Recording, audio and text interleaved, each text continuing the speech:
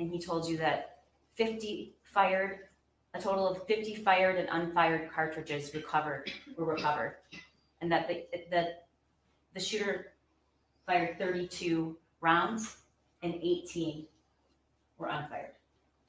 And we know where he got those 50. You saw that. It's when he pointed them out across the counter when he's with his mom standing a little bit behind her and said, 2. And you also know that James probably knew that, because when he was at the substation and they asked about where this gun was, who owns the gun, where's the ammo, he described it as he bought 2 boxes, referring to his son. Bob Catellis told you that those are rods placed in where bullet holes have penetrated that glass. And as you can see, and you saw other images, this was somebody who knew how to use a firearm. And Special Agent Brandon told you that's immediately what he observed. Those are shots, if landing on a human being, would kill them. Cammie Batt explained in detail what her requirement is and what she did that day, and that she knew James Crumbley because in June he came in and he bought 2 more guns, one for himself, which the evidence showed, because he told Jennifer how much did your gun cost? It was $300, and then there was another gun, which was his son's, a Derringer, and you saw the Derringer. She told you that she also sold him the 9mm on the 26th, that his son was present with him. He stated he's had his eye on that gun. She told you that they sell a locking mechanism with each gun they sell, that he was provided the trigger lock statement, and that there was a cable lock with the Sig Sauer when he bought it, and it was provided to him, and the ATF pamphlet solely in existence to just warn people, once again, the dangers of firearms with minors. And she told you that regardless of what kind of mechanism they provide, they always provide a tool with anyone who purchases a firearm to make it safe. Sergeant Joe Bryan testified and introduced the video, the recorded statements of James in the substation. James' statements indicate he knew that his son had only one friend and that he left abruptly.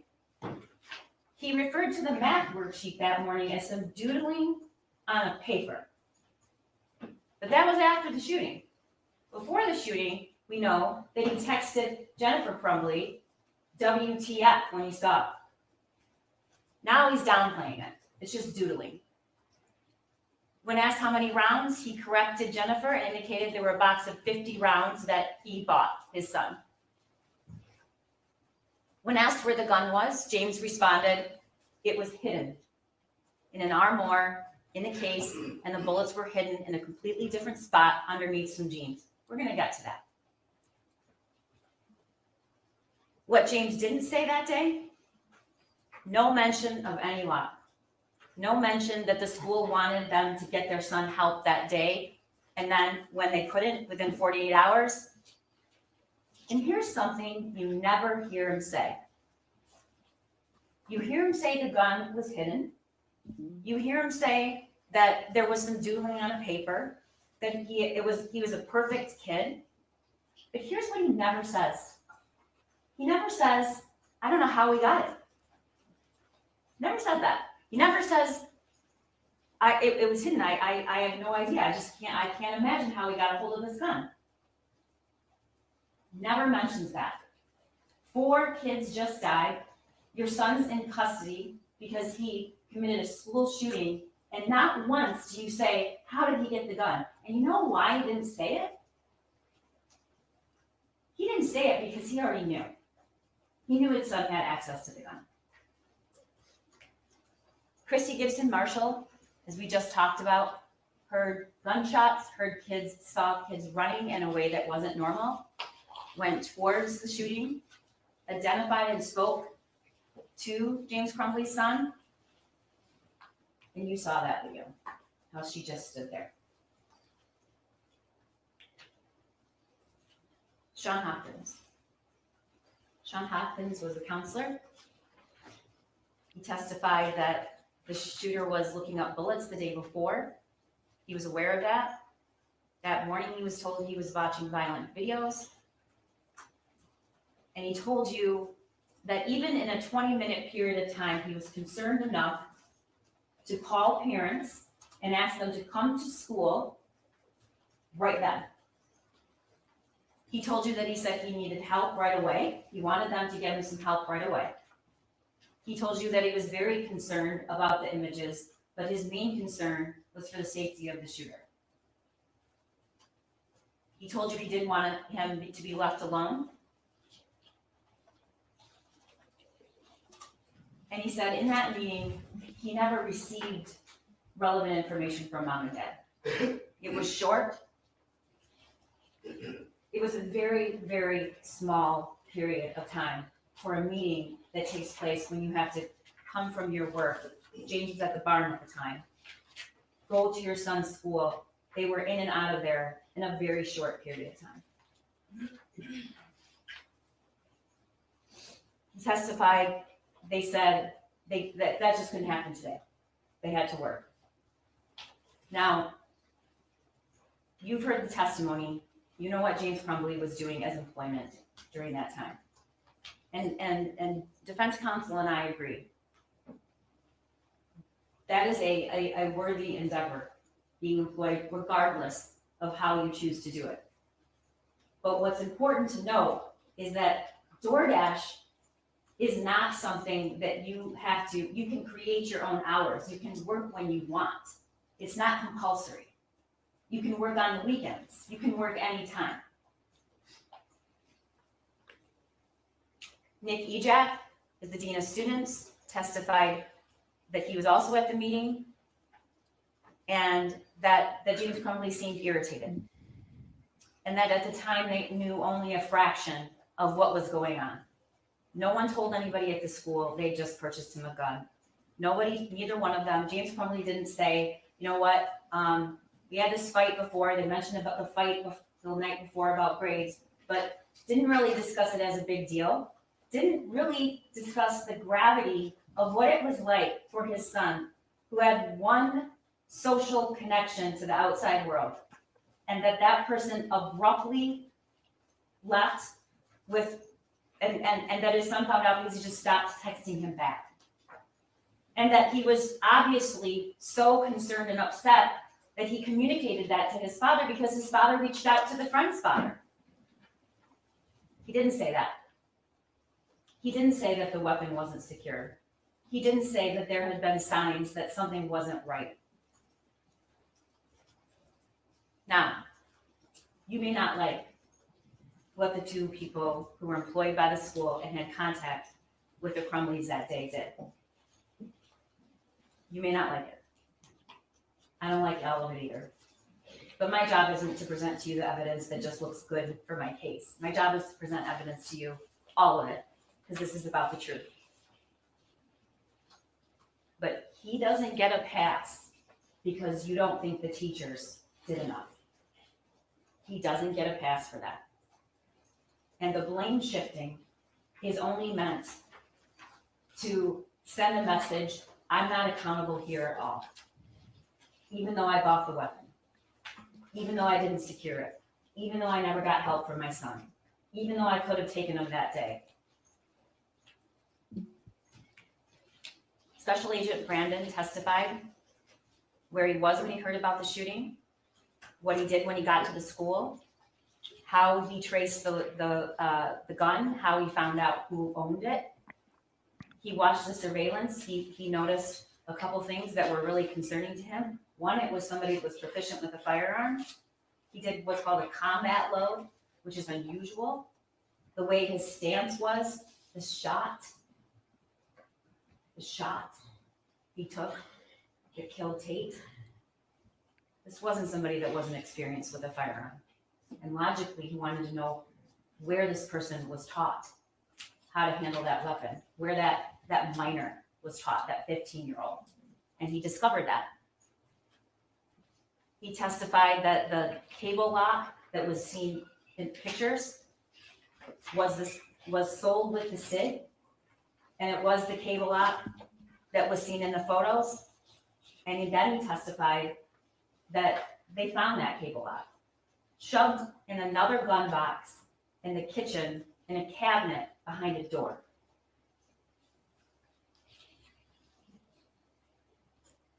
You also heard him tell you that the minute he looked at that drawing, he instantly noticed the gun. It wasn't just any old gun. It wasn't. And maybe you wouldn't have picked that up. But Special Agent Brandon did. And you know who else would have known? The person that purchased the gun, James Crumbley.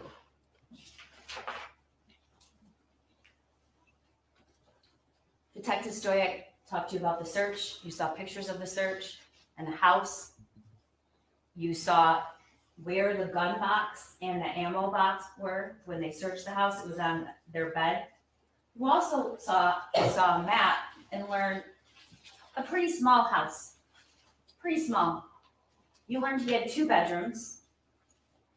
And you learned that in that master bedroom, which was small, there was the bed, some nightstands, and 2 other pieces of furniture. A TV stand, where he found the 2 other weapons that were in a gun safe, a locking mechanism, with the code set to 000, which is the default.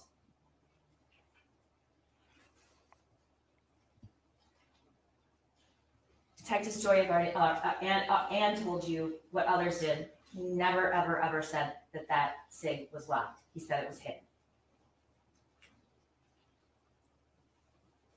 David Hendrick is in charge of the Fugitive Apprehension Team.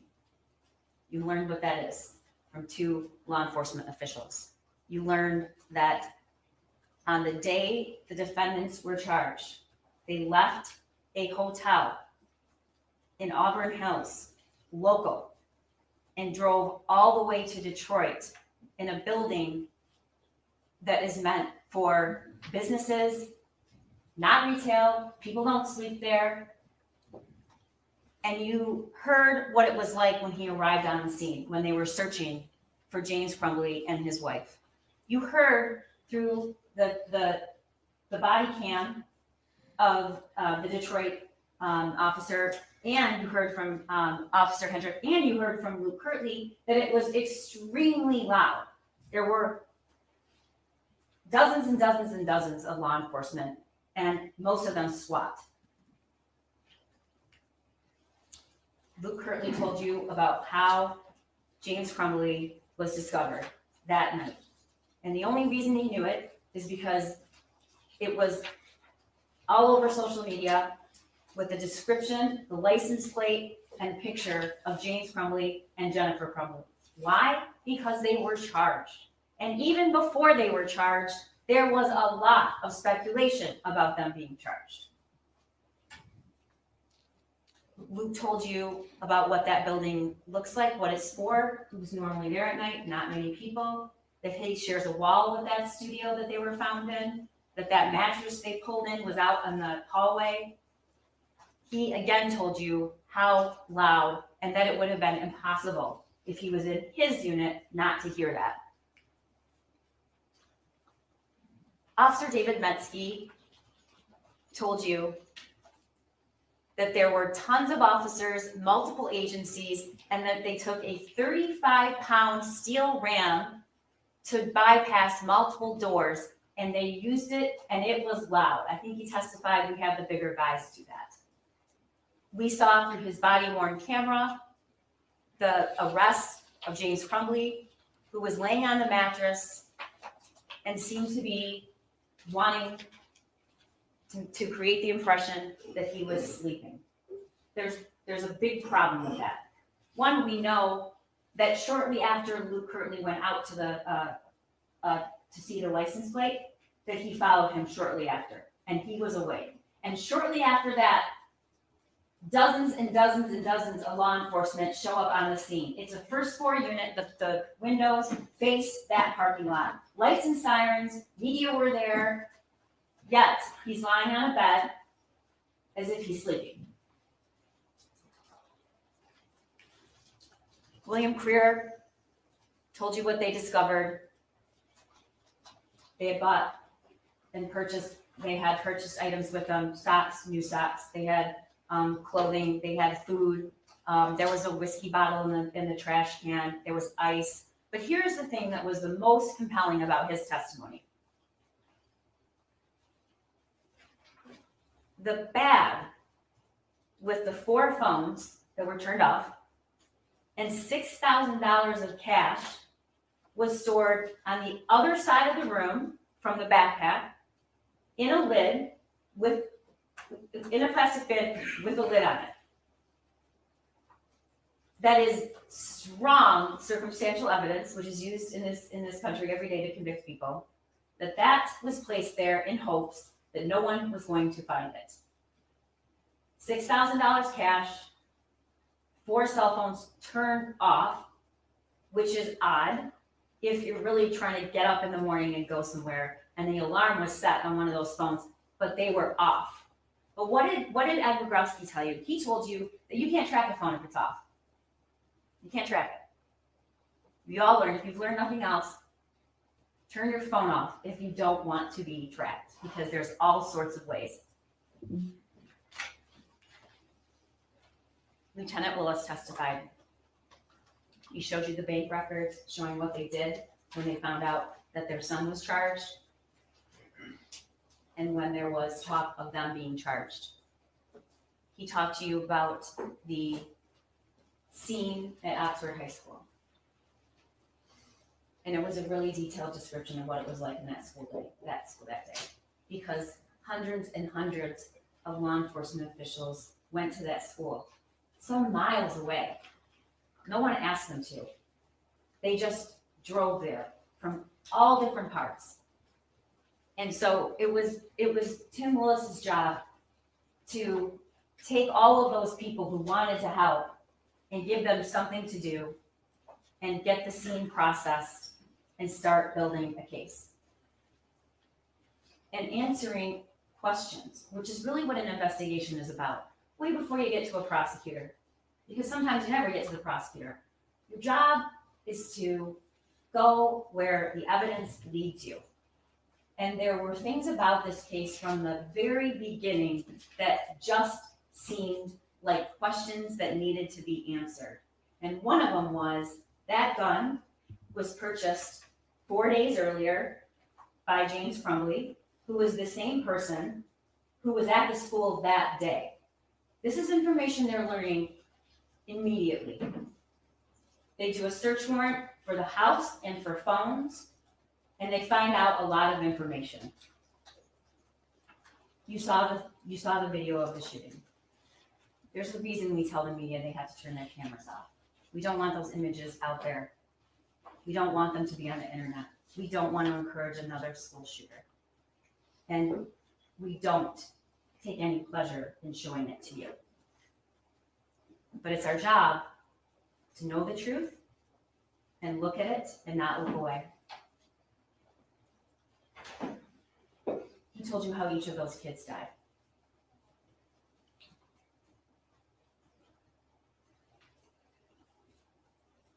Hannah was hit immediately after he left the bathroom.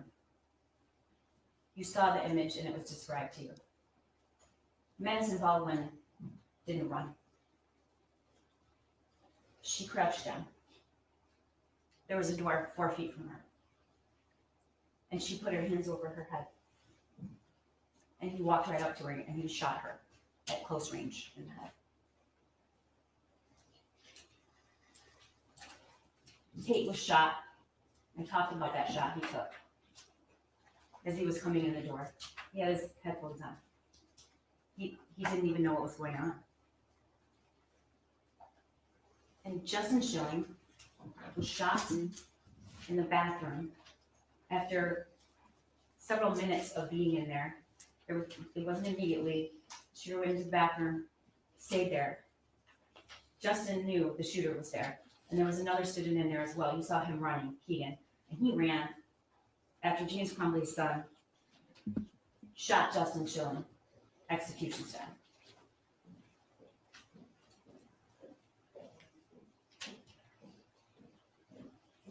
Defendant's son had access to and the use of this gun.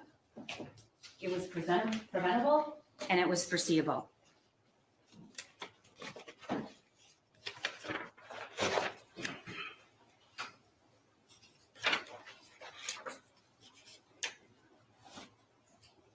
You heard during jury selection and you heard during opening, and if my prediction is you're going to hear it again,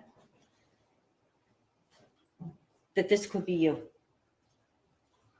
This could be any of us. This is what defense, this is their defense, that this could be you if you let your kid drive a car or leave with a sharp object. This couldn't be everybody. This couldn't be the person that takes their kid hunting.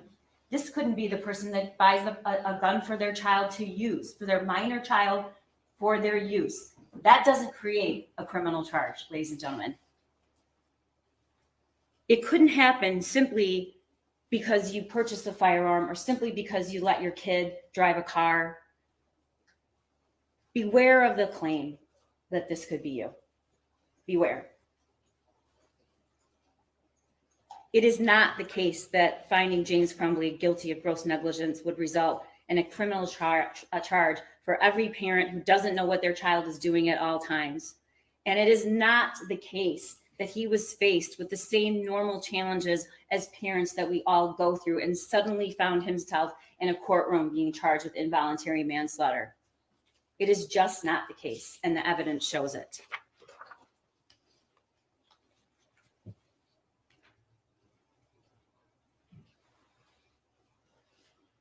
In June, the Derringer and the Kel-Tec were purchased by James Crumbley.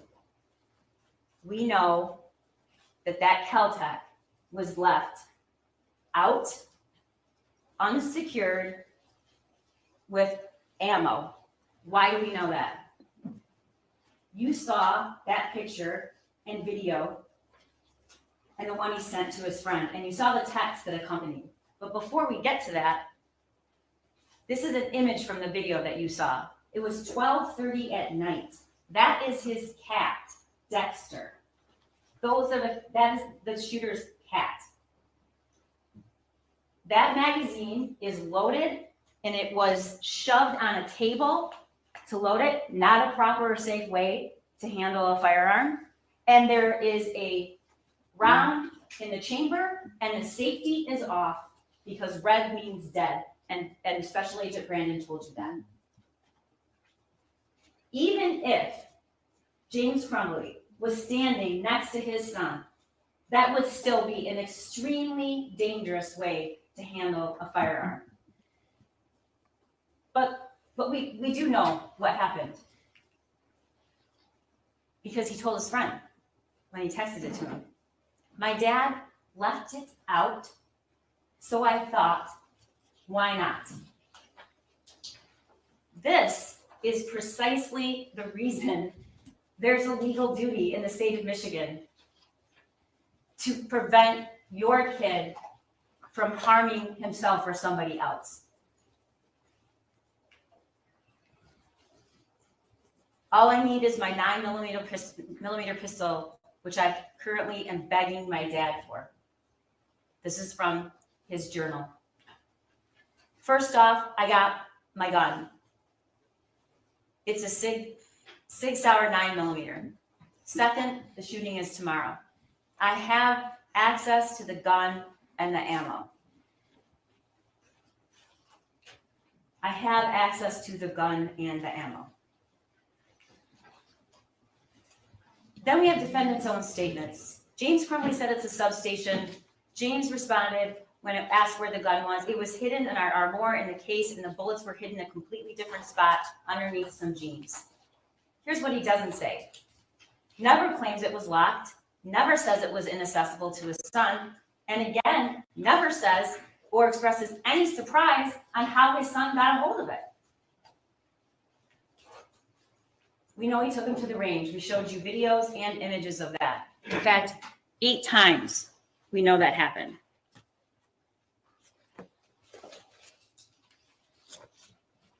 We know that throughout June, July, August, September, October, by November, when he begged his dad for the 9mm, and he actually did buy it for him, now he's at the point where he can instruct other people. It's James Crumbley's son that knows more about guns and when he takes his mom to the range. And how did he learn? James Crumbley taught him. He didn't take himself to the range with his dad. This is the shooter 2 days, 1 day after the gun was purchased for him. He's packing it up. What don't you see? The cable lock. It's not even in a case anymore. And there it is. That's the cable lock that was provided that day with the pamphlet and with the gun. Just the day before. It's already out of the case. Here's where the other 2 guns were found in that bedroom, in defendant's bedroom, in a safe.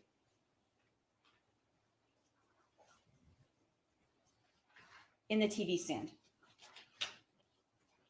The code was 000. The important thing is that the SIG could not fit into that gun safe. Could not fit it. It's impossible. But the other important thing is you're hearing a claim that James Crumbley didn't think that he had to lock his weapon up. Okay. It's not about whether you locked the weapon. It's about whether you made it secure.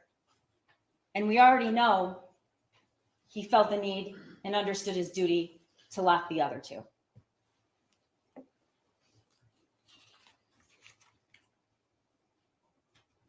Special Agent Brandon read to you the lines, if he had opened it up, if he had read it, if he had believed it, those deaths could have been prevented. If he had just read it and just did the simplest of things. This is the crime scene. There were 32 shots fired that day by James Crumbley's son. How do we know this was foreseeable?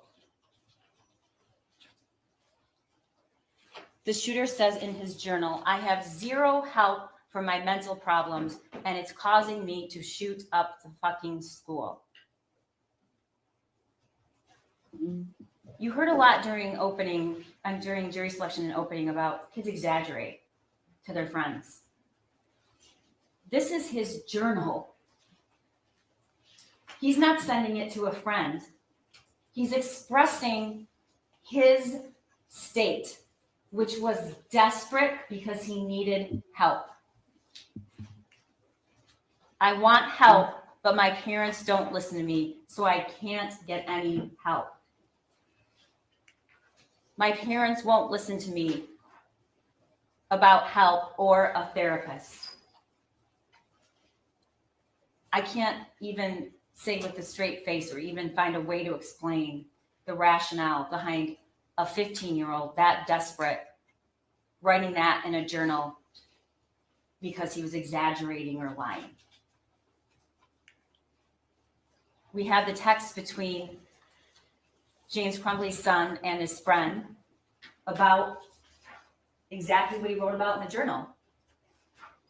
He hears people talking to someone in the distance. I actually asked my dad to take me to the doctor yesterday, but he just gave me some pills and told me to suck it up. Again, teenagers exaggerating to make themselves look better, to impress. None of these text messages to his friend make him look better. None of them make him look impressive. They just make him look desperate and sad and wanting help. I'm having bad insomnia. and paranoia. I need help. I was thinking I could call 911 so I could go to the hospital. This was in April. But then my parents would be really pissed. I'm going to ask my parents to go to the doctors tomorrow or Tuesday again. But this time I'm going to tell them about the voices. And then on April 5th, like I am mentally and physically dying. What did James Crumbley know? He knew the family dog had died. A grandmother had just died. His son's only friend, the one person he had any social contact with, abruptly leaving. Can't even text him. Knew his son was completely isolated. Knew he had looked up bullets the day before. Knew he was upset the night before. Knew he had been watching videos that morning, violent videos. And then he sees that drawing. He sees that drawing that morning when he goes to the school. And what does it say? It says, "Help me." How many times does this kid have to say it? He says it in his journal. He says it to his friend. And what is he saying? I asked my parents. I asked my dad. And then that isn't enough. He writes the words, "Help me," on a piece of paper. And his parents, James Crumbley, is called to the school to see it. And what does he say? He says, "We got to go to work." He describes his son as a perfect kid, never gets in trouble. Well, you know, if you have a perfect kid that never gets in trouble, being called to the school abruptly that day and asked to come and saying your kid needs help is about 100 out of the 10 in terms of how troubling it is for a parent, if it's that unusual. He knows his son is proficient with guns because 4 days earlier, he purchased that weapon for him. This is James Crumbley's son on the morning of the shooting, November 30th, being dropped off like every day by James Crumbley. And here's the worksheet. The thoughts won't stop. Help me. You have a picture of someone bleeding with bullet holes. You have a picture of the exact gun. It says blood everywhere. My life is useless. The world is dead.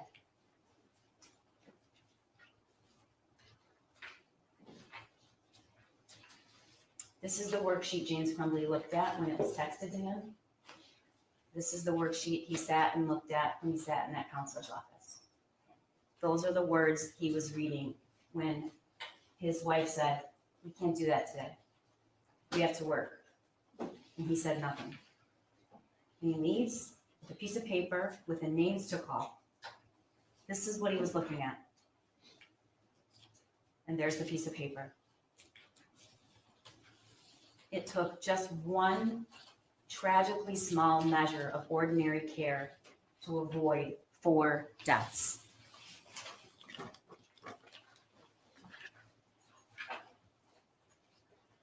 James Crumbley failed to use ordinary care, which could have prevented the death of these 4 kids. Didn't stop at home to check to see where that gun was. Even though you can't take him, which we know he could have driven around with him. He could have not done any DoorDash round until Jennifer comes back from work. He could have gone to see where that gun was. We know that in his DoorDashing, he was minutes away from 11 o'clock to 1 o'clock. He didn't search or ask to see the backpack. Never thought then to say, "Hey, can I talk to you out in the hall?" Or, "Hey, where's that gun?"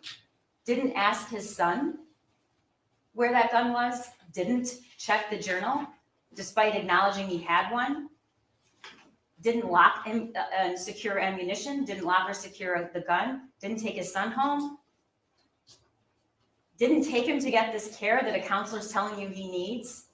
Didn't say, "We bought him a gun 4 days ago as an early Christmas present." And didn't tell the school much relevant information at all. And Sean Hopkins told you that. He also didn't disclose any of the instances that you were shown throughout this trial. That there was a message in March about him doing something stupid. Jennifer Crumbley was concerned about it. James was always home. Is he home yet? Is he home yet? Is he home yet? Leave me alone. I have to work. He's fine. That's what he says. The incident about giving him melatonin and him being worked up. didn't tell him that he'd asked him for help and asked to go to the doctor, told him to suck it up, didn't say about the friend and how it was his only person he ever had any social contact with, that there were multiple guns in the home, that he was begging for a 9mm. James Crumbley never even shot that gun. He didn't fire it once. He had it, he purchased it on Friday. On Saturday, he was gone all day doing DoorDash. On Sunday, he was gone all day doing DoorDash. In that he wants you to believe he had this secure hiding spot. What, it was a hiding spot for one day?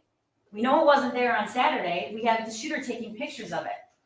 And we know the cable lock isn't around. And we know Jennifer leaves. He's alone with his gun. Didn't say that it was identical to the one in the drawing. Didn't say he bought 50 rounds to take home. Expensive rounds to use at a range.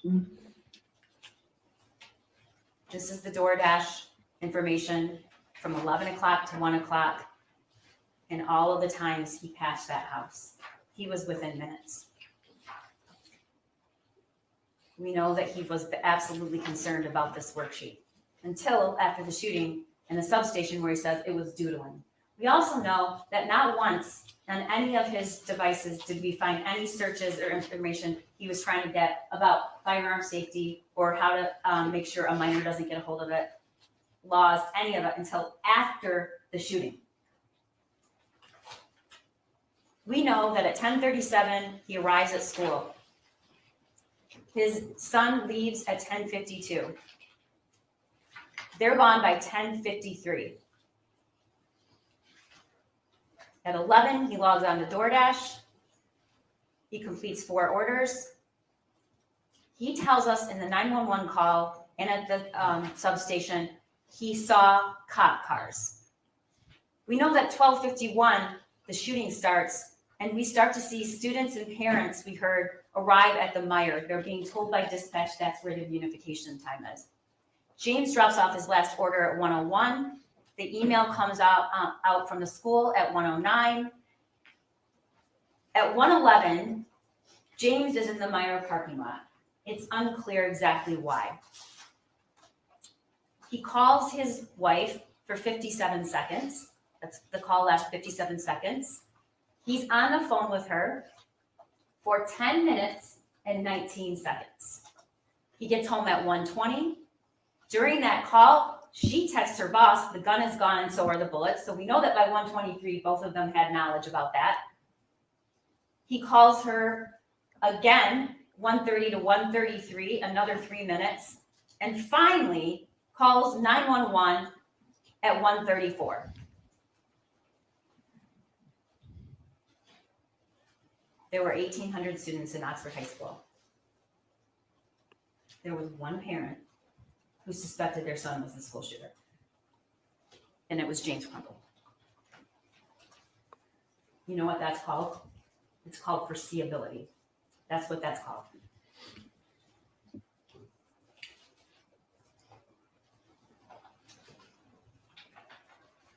What's the location of your emergency? Okay, I'm not really sure. I'm at my house. There's an active shooter situation going on at the high school. My son goes to high school. I have a missing gun at my house. I need an officer to come to my house right away, please. Okay, I'm not gonna be able to send anybody to your house right now. So they're on the active shooter situation. I understand that. There's a million out there. I have a missing gun, and my son is at the school, and we had to go meet with the counselor this morning because of something that he wrote on a text paper, and then I was down, and I saw a whole bunch of cops going somewhere, and I made sure that I wanted to get to the high school, so someone was going to the high school, and then somebody told me that there was an active shooter, and then I raced home just to find out. And I think my son took the gun. I don't know. I don't know what's going on. I'm really freaking out. I just named it Ethan Crumbley. Crumbley. All right, sir, I'm gonna put you on hold for just 1 second, okay? So Dr. Cookman, come in and see if I can do anything for you, okay? Thank you. Okay,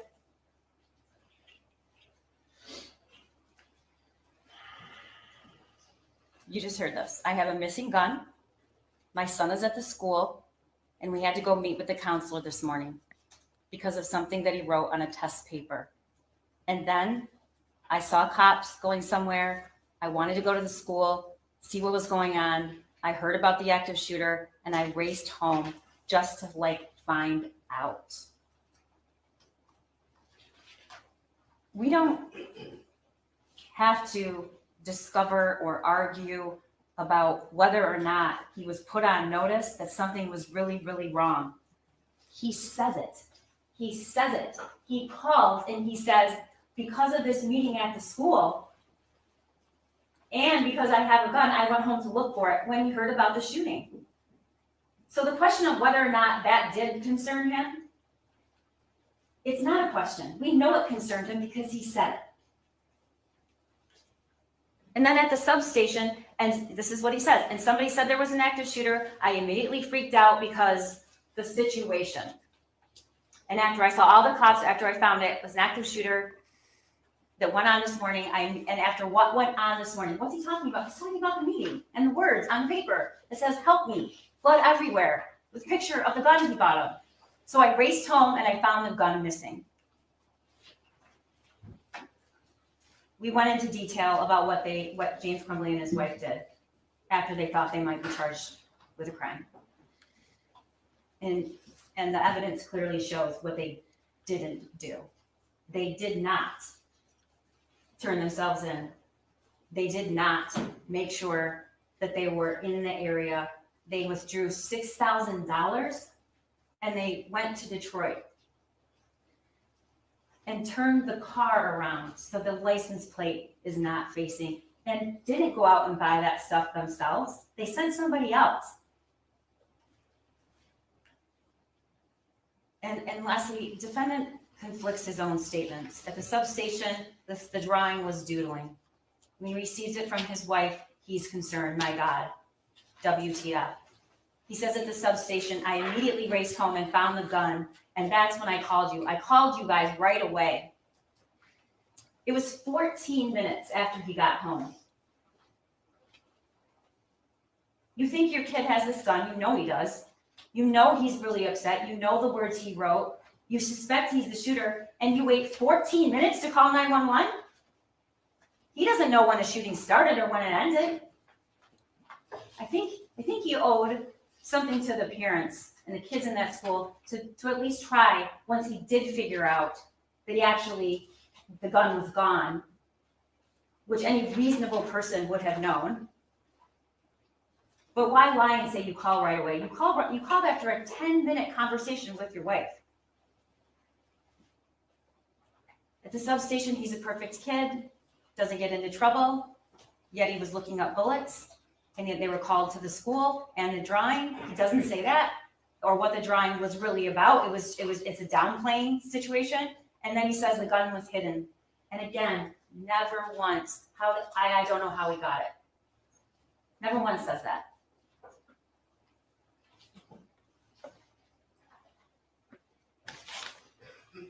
James Crumbley had concerns that day. He knew something was wrong. He said it in his own words. And we know that because of what was on the drawing. And we know that because we know what his response was when he received the drawing. He kept those concerns private that morning. But he didn't just fail to inform the school. He failed to act. James Crumbley failed his son in a tragic way. You're not going to hear me say that's not true. But he didn't just fail his son.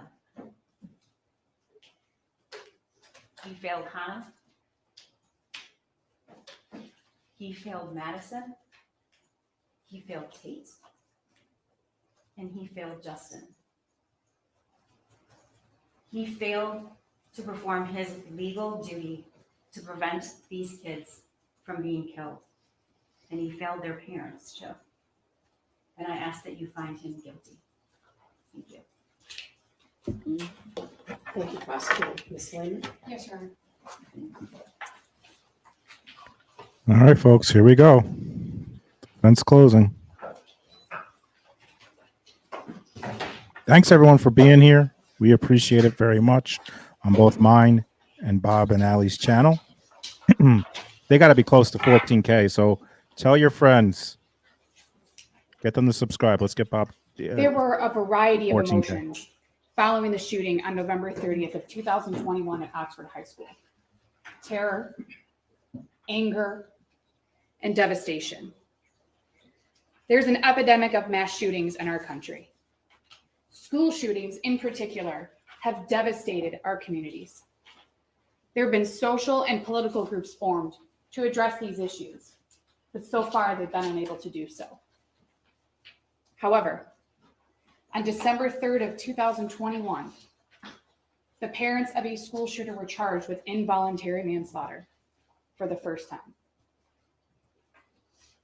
When we started this trial, I said that the events of November 30th of 2021 undeniably changed people's lives in ways that most of us will never understand. We know that 4 children were killed, multiple families were devastated, and communities were terrorized. And ladies and gentlemen, James Crumbley and I do not dispute any of that. We heard from people who were at Oxford High School on November 30th of 2021. We not only heard what they had to say, we saw the impact that that day had on them. Multiple people told you what that day was like. They told you what they felt. They told you what they saw, and they told you what they experienced. You were also shown videos of what happened inside of the school on November 30th of 2021. We can agree that you all heard a lot about what happened inside of Oxford High School on November 30th of 2021 through videos and testimony. This case is not about what happened inside of Oxford High School. This case is about what happened outside of Oxford High School. This case is about what James Crumbley knew on and before November 30th of 2021. James Crumbley was charged on December 3rd, 2021 for the deaths of Hannah St. Juliana, Madison Baldwin, Tate Meir, and Justin Schilling. As you've seen throughout this trial, the charges and allegations against James were based on assumptions and hindsight about James and his knowledge about his son, who we've referred to as either his son or the shooter. The prosecution is asking you to second guess the decisions made by James Crumbley on November 30th of 2021 and before those days. And as Sean Hopkins told you, it's easy to look at things in hindsight. But we aren't here to look at things in hindsight. We are here to look at what James Crumbley knew prior to and on November 30th of 2021 before the shooting began. You heard no testimony and you saw no evidence that James had any knowledge that his son was a danger to anyone. You heard no testimony and saw no evidence that James Crumbley knew what his son was planning. You heard no testimony and saw no evidence that James Crumbley was aware that his son knew where the firearms in the home were hidden. You heard no testimony and saw no evidence that James Crumbley was aware that his son had obtained access to those firearms and had handled them unsupervised. Still, the prosecution wants you to find that James could foresee that his son was a danger to others and that James acted in a grossly negligent manner or breached a duty that he owed to other people despite having no information at the time. You obviously know that the defense has no duty to present a defense. We talked about that during jury selection. The judge will give you instructions on that and the law on that. But we did bring out more information so that you all had a more full picture, a more complete picture of what happened in the days leading up to November 30th of 2021, and even on November 30th of 2021. But in the end, if you have any questions, if there's anything that you're unsure of, if there's anything that you're wondering about, the prosecution was the only one that had a burden of proof. When it comes to burdens of proof in this country, beyond a reasonable doubt is a very, very high burden. In civil cases where people sue each other for money, the burden of proof is 50-50. Preponderance of the evidence, whether or not somebody gets money and somebody has to pay money. In cases where the state wants to take your child due to abuse and neglect, it's clear and convincing evidence, a little bit higher. Beyond a reasonable doubt is the highest burden in our country, the highest burden of proof as it relates to criminal prosecutions. Judge Matthews is going to instruct you that reasonable doubt is just that, a doubt based on reason and common sense. It can be based on the evidence, or it can be based on the lack of evidence. When it comes to reasonable doubts, you can have 1 or you can have 10.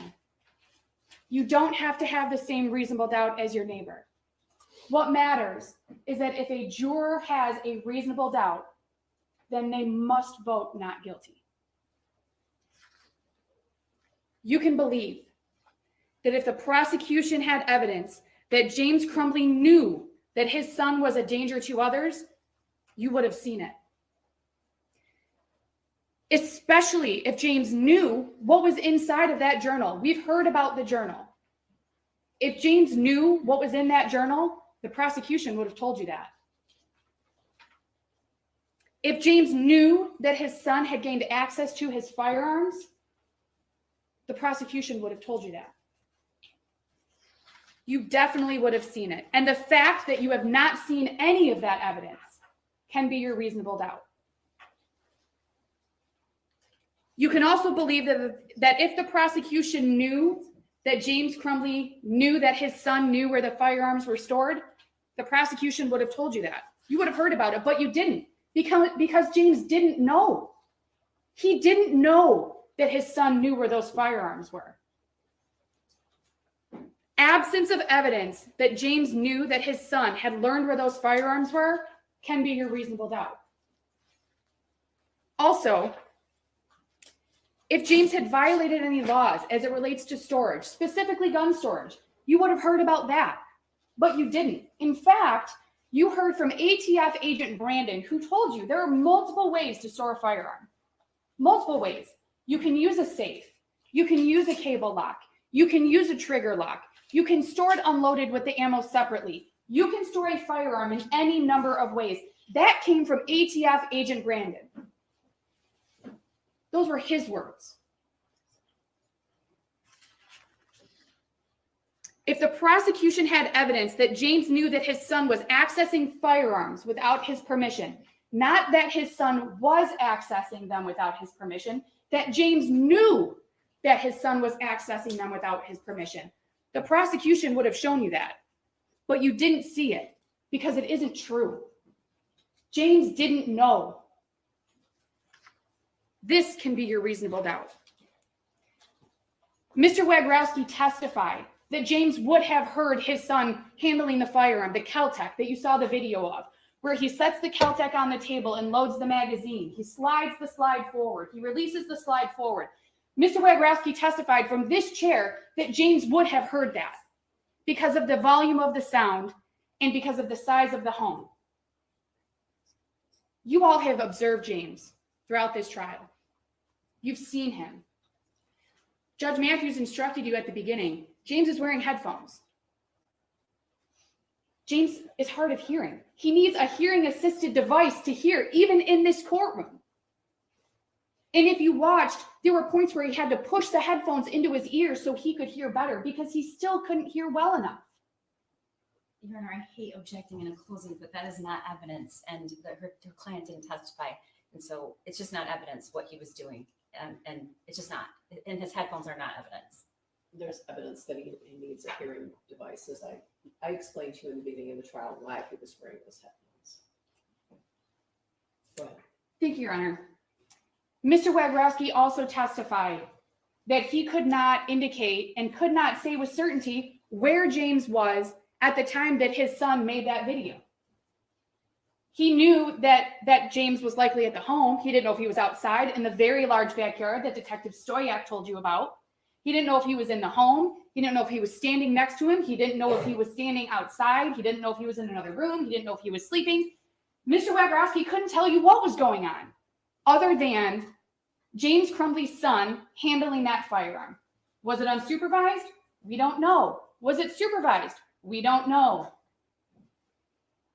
We don't know. So any statement by Mr. Wagrowski that James had to have heard that is an assumption. It's not based on fact, and it's not based on evidence. If the prosecution had evidence that James was concerned about his son's mental stability, or if his son had asked him for mental health treatment and it was denied by James, you would have seen that. Not a statement by his son to a friend or a writing in a journal, a statement by James that he acknowledges that his son was having issues, that his son was having a hard time, that his son needed help. None of you saw that. None of you saw that because it's not true. James had no idea that his son was having a hard time. Instead, you saw text between James's son and his friend in April of 2021, where his son says he's going to tell his parents about the issues he's having. You also heard testimony from James's sister, who said she saw him within a day or two, maybe 3 days, of those texts being sent to his friend in Florida after their mother passed away. James and his sister's mother passed away. She spent a week or a week and a half and saw James and his son, and saw no concerns, not worried, didn't hear anything, didn't see anything, wasn't made aware of anything, no concerns.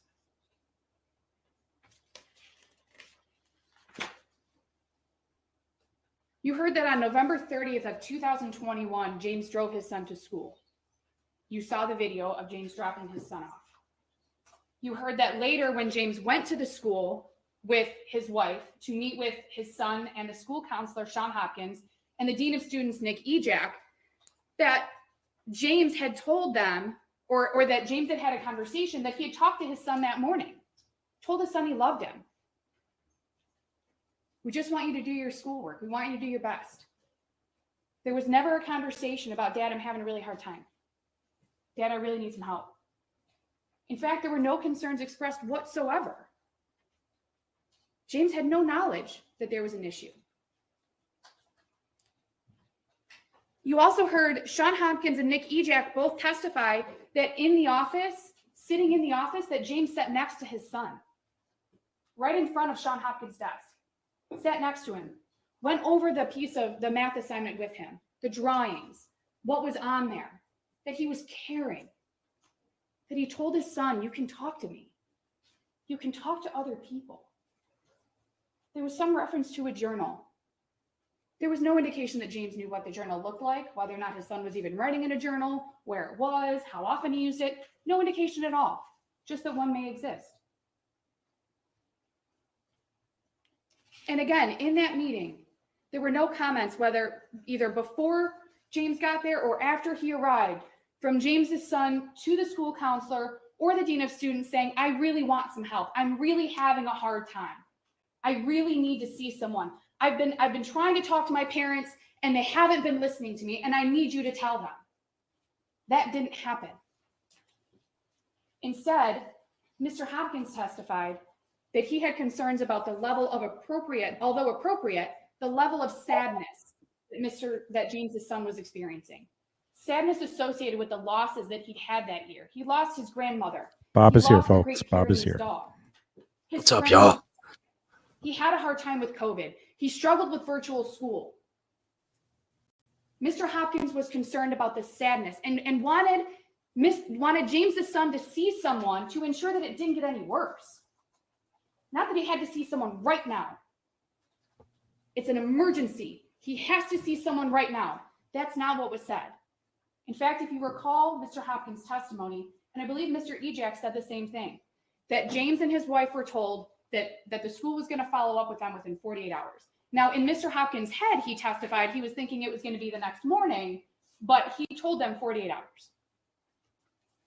You heard Mr. Hopkins testify that James's son said he wanted to stay in school. In fact, he even asked for his homework while sitting in the office waiting for his parents. He asked for them to go get his homework. So they went and got his backpack. They brought it back. He started working on schoolwork. His attendance wasn't bad. There's some question about whether or not he missed one or more days of school that year, but his attendance wasn't bad. His grades weren't terrible. They were average, according to Sean Hopkins.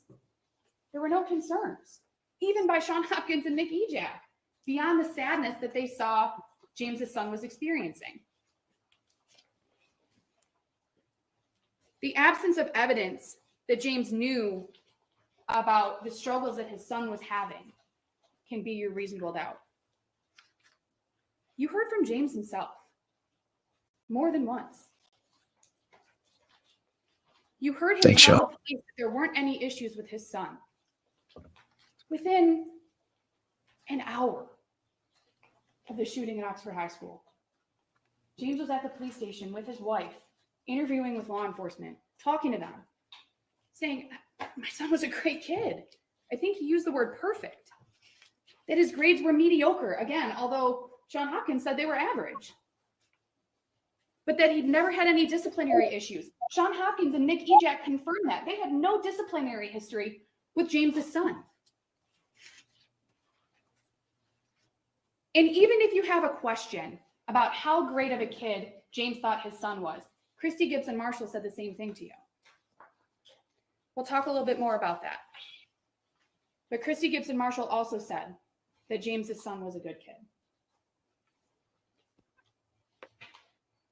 Christy said that her testimony was that she was standing in the hallway. She had spotted the shooter coming down the hall with a gun in his hand. She saw that there was an injured student in the hallway. She walked up to the student, was standing next to it. You saw the video. She's standing next to the student who's injured on the floor. The shooter gets closer and she realizes that it's James's son. And her first thought was that it couldn't be right. With a gun in his hand and an injured student in front of her, smelling cap gun, she didn't think that was right. Even in those moments. Going back to Sean Hopkins and Nick Ejak, two people who met with and talked to James's son on November 30th of 2021, at one point for over an hour without James and his wife there. They talked about a variety of topics. This was 2 hours before the shooting began. They said that based on the explanations that they were given about the drawings on the math assignment, that they weren't concerned. Kids draw violent things. Kids draw guns and bullets. That the confirmation combined with the confirmation from James and his wife about what was going on in their son's life, in combination with the explanations that they were given by James and his wife's son, that they weren't concerned. There was an explanation about interest in video game design. They looked a little bit about video game design. Sean Hopkins and Nick Ejak weren't concerned on November 30th of 2021, 2 hours before the shooting started. Both Sean Hopkins and Nick Ejak told you that guns are not uncommon in homes in Oxford. It's a hunting community. That it's not uncommon for students to handle guns in their homes or to go to the shooting range. That they knew that James's son had gone to the shooting range the weekend before with his mom and that he had access to a firearm. They didn't ask any more about this, about access to a firearm or having a firearm in the home, because they weren't concerned that James's son was a danger to anyone. They weren't concerned. Sean Hopkins and Nick Ejak testified that they had concerns related to the effects of the losses that James's son had experienced in that year.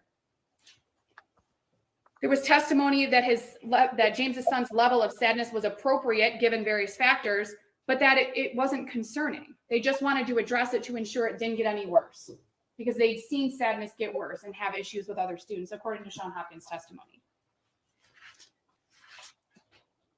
We talked about Sean Hopkins and what he said about wanting James's son to see someone within 48 hours. You also heard testimony from Sean Hopkins and Nick Ejak that they believed that James and his wife were going to get their son help, that they had no reason to believe that they weren't going to. And if they did, they would have done things differently. If they had concerns that it had to happen right now, they would have done things differently. But they didn't. Sean Hopkins and Nick Ejak testified that they didn't ask if there were guns in the home. They didn't ask because they weren't concerned that James's son was a danger to anyone. Despite the information and the concerns that they had, they made decisions with the information that they had at the time and based on their education and training, which we can all probably agree, a school counselor and a dean of students has more education and training than the average parent. And even with all of that and the experience with teenagers and what they had in front of him, they still didn't believe that there was a reason to be concerned that James's son was a danger to anyone. In fact, they didn't even feel that he was in immediate danger to himself, because if they had, they testified they would have done things differently. James worked. You heard the testimony. He left the school at approximately 10:57, and if you want, you can go back through the exhibits, and logged on to the app for DoorDash and started working within 3 minutes. The prosecution is focusing on James not going home in the time from leaving the school and when the shooting started. Why would he? He didn't know. He didn't know what was going on with his son. He didn't know what his son was planning. He didn't know that his son knew where the guns were. And he didn't know that his son had somehow obtained access to those guns or a gun. He didn't know. So why would he go home? There was no reason to. You heard about James's actions following learning of the school shooting, or following the school shooting. You heard that he went to the Meijer, which was the reunification point on Ray Road. You heard that he saw the police lights. He saw multiple police cars.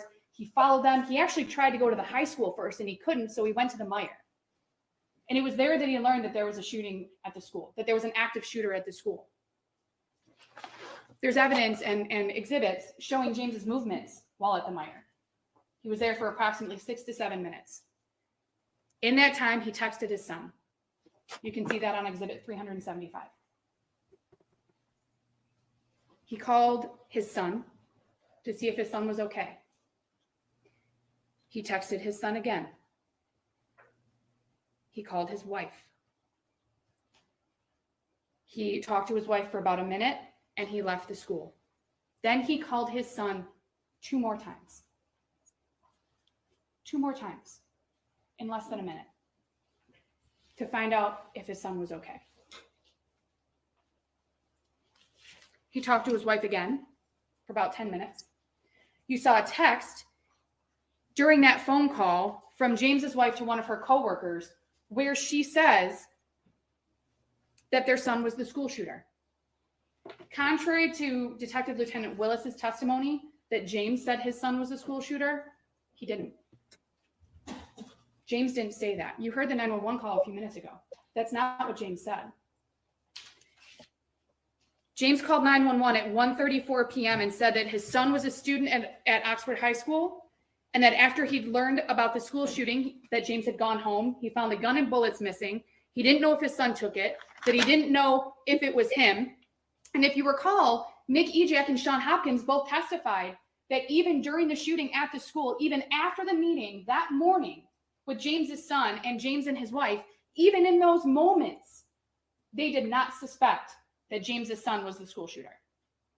Sean Hopkins testified that he didn't even think that it was James's son who was the school shooter until after he checked attendance, after the shooting had ended, and after James's son had been arrested.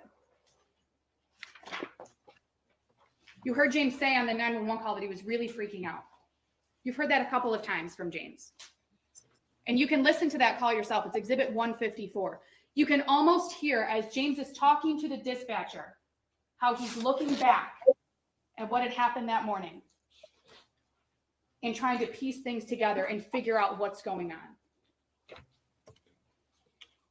You heard from James 2 more times within hours of the shooting at Oxford High School, once at the substation and once while in the backseat of a patrol car. At the substation, James learned that his son was the school shooter, that he was not injured or anything, that he was in fact the school shooter. You heard James say he was freaking out. He asked for a water. His mouth was dry. He was freaking out. James was emotional. I believe that Detective Sergeant Bryan testified that James was sobbing, that he was crying. You can watch it. You can see how James was reacting in that interview. Detective Bryan said that James was forthcoming, that he was willing to speak with them, even after James's wife suggested, maybe we should get a lawyer. Maybe we should stop talking. James said, no. Let's keep talking. I want to keep talking. It's okay. We can keep talking. And he does. He told the police how many guns were in the home, where they were located, that the handgun that was used by James's son in the shooting was a 9mm Sig Sauer. He mispronounced it. We've all heard that. That it was hidden in an armoire. No one in that interview, neither of those 2 law enforcement officers in that interview said, well, you shouldn't have had it there. Was it locked? How did your son get it? You didn't hear those questions. You heard James tell the police that the handgun was stored unloaded and that the ammunition was stored somewhere else. It was stored separately under some jeans. Again, those 2 officers didn't say, well, you shouldn't have done that. That wasn't right. Well, you did that the wrong way. Well, that was really irresponsible of you, Mr. Crumbley. They didn't say any of that. The police didn't ask if the gun was locked or in a safe. James clearly told them that that 9mm was hidden. And the police moved on. James talked about what a great kid his son was, about his mediocre grades, but overall he didn't get in any trouble. You watched as James saw his son for the first time after that school shooting. It was a very brief encounter. And you saw as James was leaving that he repeatedly told his son he loved him. Ladies and gentlemen, you can watch that for yourself. It is Exhibit 301. He repeatedly told his son he loved him. And then after, as he walks back into the first interview room, you can hear him audibly crying, sobbing at what was going on. And what does he say? He asks the police if he can find out where his son is going to be. And they say, yes, the court will tell you.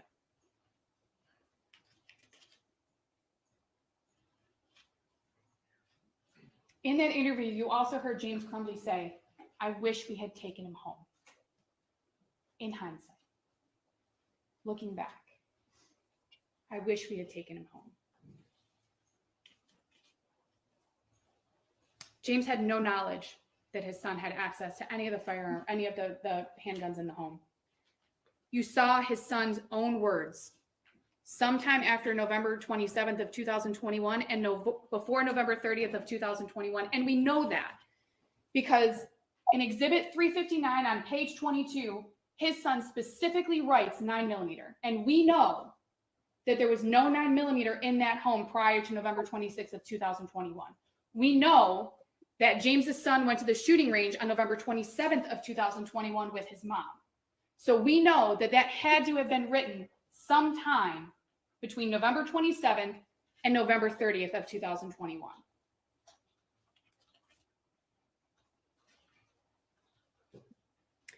We talked quite a bit about this during jury selection. Most, if not all of you, agreed that there's a difference between having access and giving access.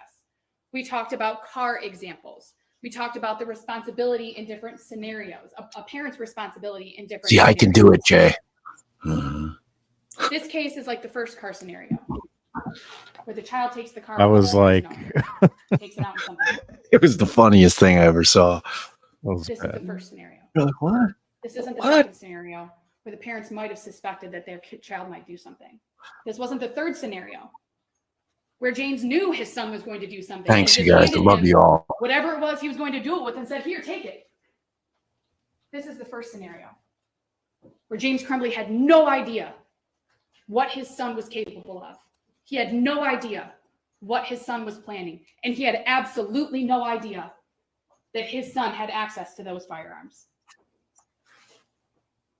Also, as an aside, if it really were his son's gun, why was it hidden in James's bedroom? If it really were, why was I was it trying to hidden? whisper. Not only in the bedroom, but in a location that James's son was not aware of. Sometime before November 26th of 2021, James's son wrote this in that journal notebook that was found. Exhibit 359, page 15. We know that it was before November 26th of 2021 because of some of the other statements that are around that journal entry, which you can look at if you'd like, but they reference a 9mm and a .22 caliber. And we know that there was not a 9mm in the house before November 26th of 2021. And even here, I don't know where my dad hid it, is a reference to .22 Caltech. Even before November 26th of 2021, well before November 30th of 2021, James Crumbley's son didn't know where those firearms were. He told you he didn't, in his own words, in his own handwriting, which was verified by law enforcement.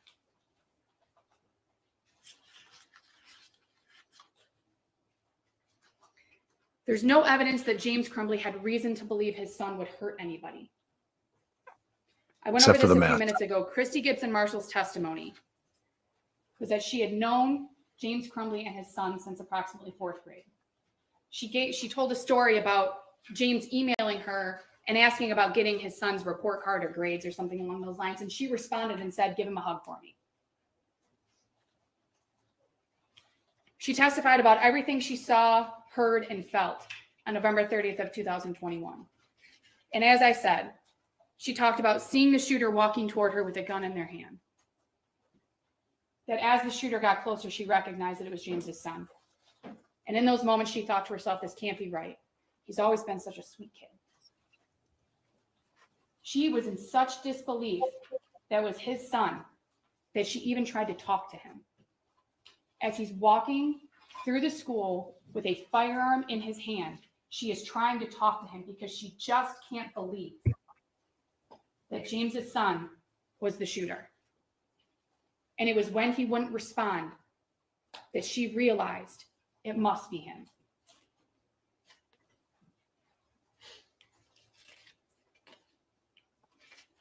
ATF agent Brandon testified there were no laws governing the storage of firearms. We went over this a little while ago. We talked about the various ways that you can store firearms. I outlined a few of them. He testified that people store firearms unloaded and unlocked, which in and of itself is not irresponsible or dangerous in 2021. Not putting a gun in a safe or using a trigger lock alone does not mean that that person is irresponsible. Now, ATF agent Brandon gave you his opinion about what he saw on that math homework. That opinion was given within the last couple of days. And with all due respect to Agent Brandon, his opinion on what he saw is irrelevant. It doesn't matter in this case. What matters in this case is what people thought that math homework showed on November 30th of 2021. And those people weren't concerned. They didn't see what Agent Brandon saw. They saw images that weren't concerning, that are common, that other kids write and draw about. The concern was that he was sad and needed to talk to someone. On November 26th of 2021, we saw evidence and her testimony that James Crumbley went and bought the Sig Sauer at the gun store. James had been to that gun store on multiple occasions. We heard that testimony from Miss Back, who told you that she recognized him because he'd been there before. There were at least 2 other handgun purchases from that store, which we heard about, the 22 Derringer and the 22 Keltec. James indicated, per Miss Back, that he'd been looking at the Sig Sauer for a few days or a while. She couldn't really remember which one it was. She testified to both. That he knew that that was the one he wanted to purchase. So he did. You also heard Agent Brandon testify about the cable lock that was found in that Sig Sauer gun case. That the sleeve that the cable lock came in was essentially in pristine condition, that the keys were still inside the lock. Now, if you recall, that Sig Sauer was used. James bought that used. That sleeve being in pristine condition means that the person before him didn't use it either.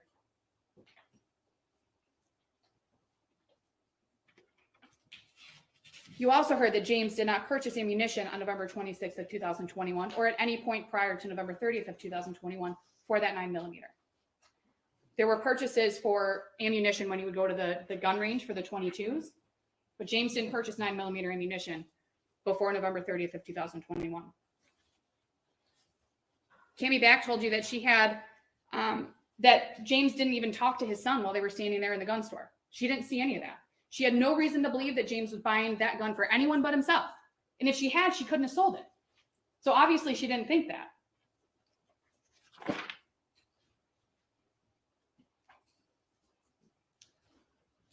On November 3rd of 2021, James Crumbley and his wife left a hotel that they had been staying in. Well, they had stayed in a couple different hotels, but they left a hotel that they had stayed in after the shooting on November 30th. You heard some testimony, or you heard some information that their residence had been made public, or there was media there, or there were things going on. And you can imagine, I mean, you all can imagine what that was like in the days following the shooting at Oxford High School. You heard Agent Brandon testify today that James and his wife were in and out of that building throughout the day on December 3rd of 2021. You heard testimony yesterday from Detective Willis that they arrived at approximately 11 a.m. and that they were there for the day. They were obviously arrested later that night. But you heard testimony that Luke Kirtley saw at least James Crumbley. You heard that James and Jennifer had both gone in and out of the building. Jennifer is his wife, had both gone in and out of the building throughout the day, various times to smoke, walk out to the car. Sometimes one of them went, sometimes both of them went. December 3rd, 2021 was a Friday. It was a work day. They were in and out. You heard that there were at least 14 cigarette butts found near their vehicle.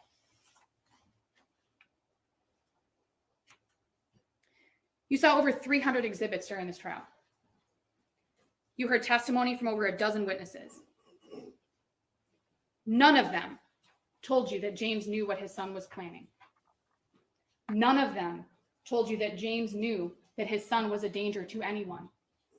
None of them told you that James knew that his son knew where those firearms were hidden. None of them told you that James knew that his son had somehow obtained access to the firearms that he had been hiding.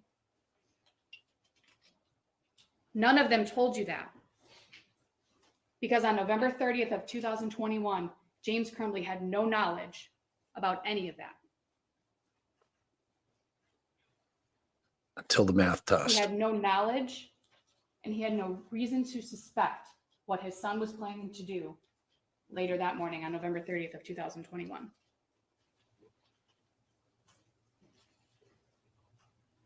Now, every time I do a trial, I have somebody tell me that they think of a reasonable doubt that I may not have thought of. So think of your own. You don't have to agree with all of mine. You don't have to agree with any of mine. You can come up with your own reasonable doubt based on the evidence that you've seen, the testimony that you've heard, your collective memories. You can come up with your own. You're not limited to what I've come up with, and you can certainly reach your own reasonable doubt conclusions on your own. And as you deliberate, think about the things you did not hear during this trial. Think about the things that you were told you would hear during the opening statements, that you would hear how the shooter gained access to that gun. You didn't hear that. That you will hear from school officials regarding their concerns about the math worksheet. You heard that they were concerned about sadness, not about danger to others. That you will hear that the need for immediate parental intervention was necessary. You didn't hear that. In fact, you heard the opposite. You heard that Sean Hopkins said that James and his wife, that they wanted James and his wife to have their son talk to someone or to at least make arrangements within 48 hours. No one testified that immediate parental intervention was necessary on November 30th of 2021 during the meeting with Sean Hopkins and Nick Ejak. No one testified that there was a need for immediate intervention of any kind, discipline, mental health, or otherwise. You did not hear testimony detailing how the shooter obtained access to the 6 hour. You just saw in his journal that he said he had access, but you don't know how that happened. No one testified that the shooter knew that there was any sort of code to open the gun safe. There's been some talk about the code that was used on the gun safe with the Keltec and the 6 hour. There was no testimony that the shooter even knew about that code or what it was. You did not hear any mutual concern for the shooter's well-being from his best friend's dad, who you saw text with between James and his friend's dad, who obviously has experience with mental health with his own child, from what you can see in the texts. And even that man didn't express any concern for James's son. In fact, on November 30th of 2021, he texted James, said, "I hope everyone's okay."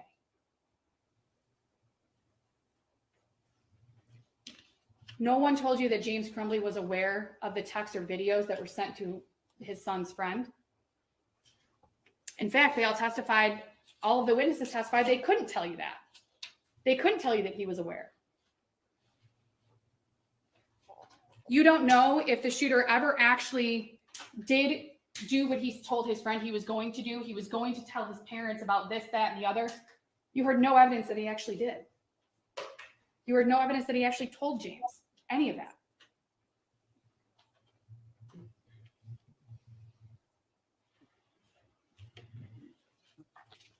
And when you go back for deliberations, think about everything that James Crumbley did not know. He did not know he had to protect others from his son.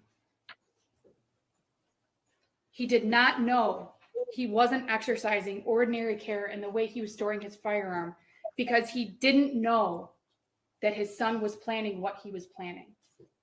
He did not know that it was reasonably foreseeable that his son would commit these offenses. He had taught his son firearm safety. He had taught his son to be familiar with those firearms because they were in the house. He had no idea what his son was planning to do. In fact, no one that interacted with James Crumbley's son on November 30th of 2021 knew what was going to happen a short time later. No one.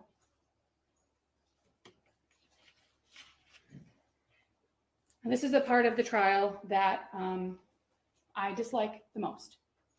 The prosecution gets to stand up and make a rebuttal statement, and I have to sit down and I don't get an opportunity to respond. That's how trial rules work. The court has told you that. That's just how it works. But the hard part for me is that every time I hear a rebuttal from the prosecution, I think of all these things that I want to say. Think of all these responses that I can give. So what I'm going to ask you to do, we've gotten to know each other over the last couple of weeks. You've seen how I am in court. You've heard the questions that I ask. So when you go back to deliberate, think to yourselves, what would Marielle say? What would she say about this? What would she say about that? Because unfortunately, I can't tell you.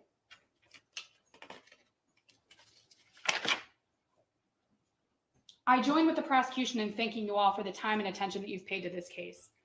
You have heard some of the most emotional testimony and seen some of the most difficult things that I can imagine a juror could see. And you likely may not be able to forget it.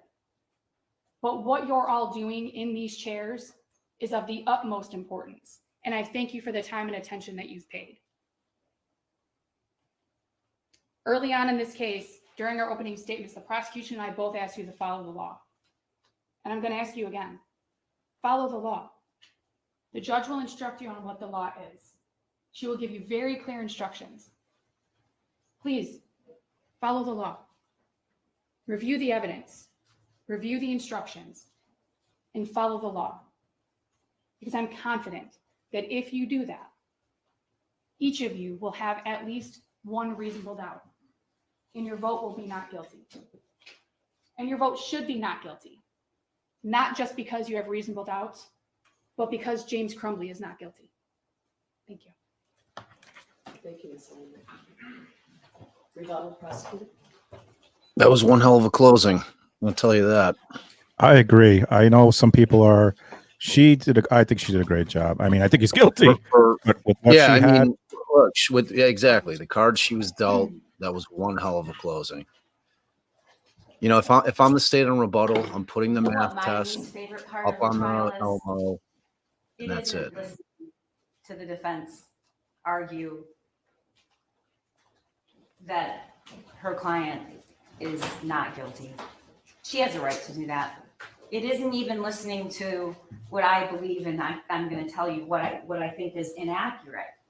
My least favorite part of the trial is that even where we're standing here and our criminal justice system provides for justice for victims, and my job is to advocate for them, and I'm standing up here and I'm doing that. I've been doing that all week and several weeks before, and I'll keep doing it. You know what my least favorite part is? It doesn't take away any of the suffering. It doesn't take it away. So don't deliver a verdict thinking that it will, because it doesn't. Your job is to follow the law and use your common sense when you consider the evidence. I embrace the high burden of beyond a reasonable doubt.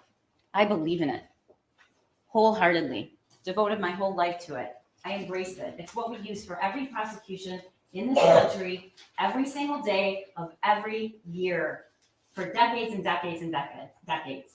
That's the burden we have. And it is not, despite what the argument is always, any possible doubt. You have to be 100% sure. If you're 100% sure, we probably don't need criminal trials. And you can't be. We can't be. That doesn't make any sense, does it? We can't get inside the head of people who commit violent crimes or any crime and decide what they knew and what they wanted and if they loved their kid. I hope he did. I hope he does, by the way. I assume he does. We all do. We all love our kids. That's not my job. It's not my burden. So I embrace my burden, but I'm not going to embrace something that's just not true, because it is not true that I have to prove, and the people of the state of Michigan have to prove, what James Crumbley knew. It is not true that the people of the state of Michigan have to prove that he knew his son was going to kill somebody. We've talked about this before. If that were the case, he'd be charged with murder. That's not my burden. That is not what I have to prove.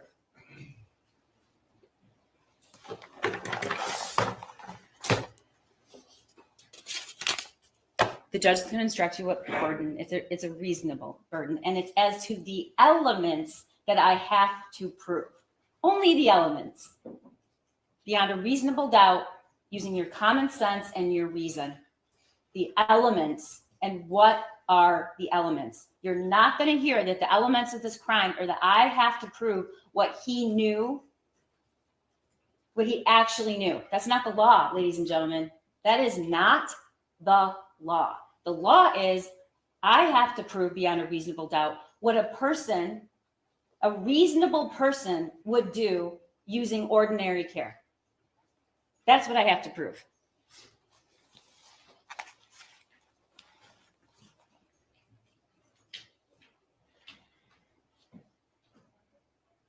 There's a couple things I have to correct.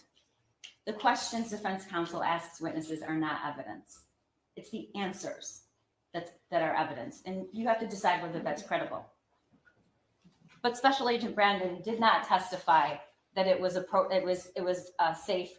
He would call that secure if an unloaded gun was stored separately. In fact, that's not what he testified. What he testified to was that it wasn't storing the firearm or ammunition wouldn't make it secure if you had a 15-year-old who knew how to load and shoot that gun. That was his testimony. You did not hear from people at the school that they were not concerned. That was not the testimony. You did not hear that James Crumbley went home because he was trying to check on his son and he was worried. None of that happened. You heard the 911 call. You have to rely on what you heard, not the questions that were asked.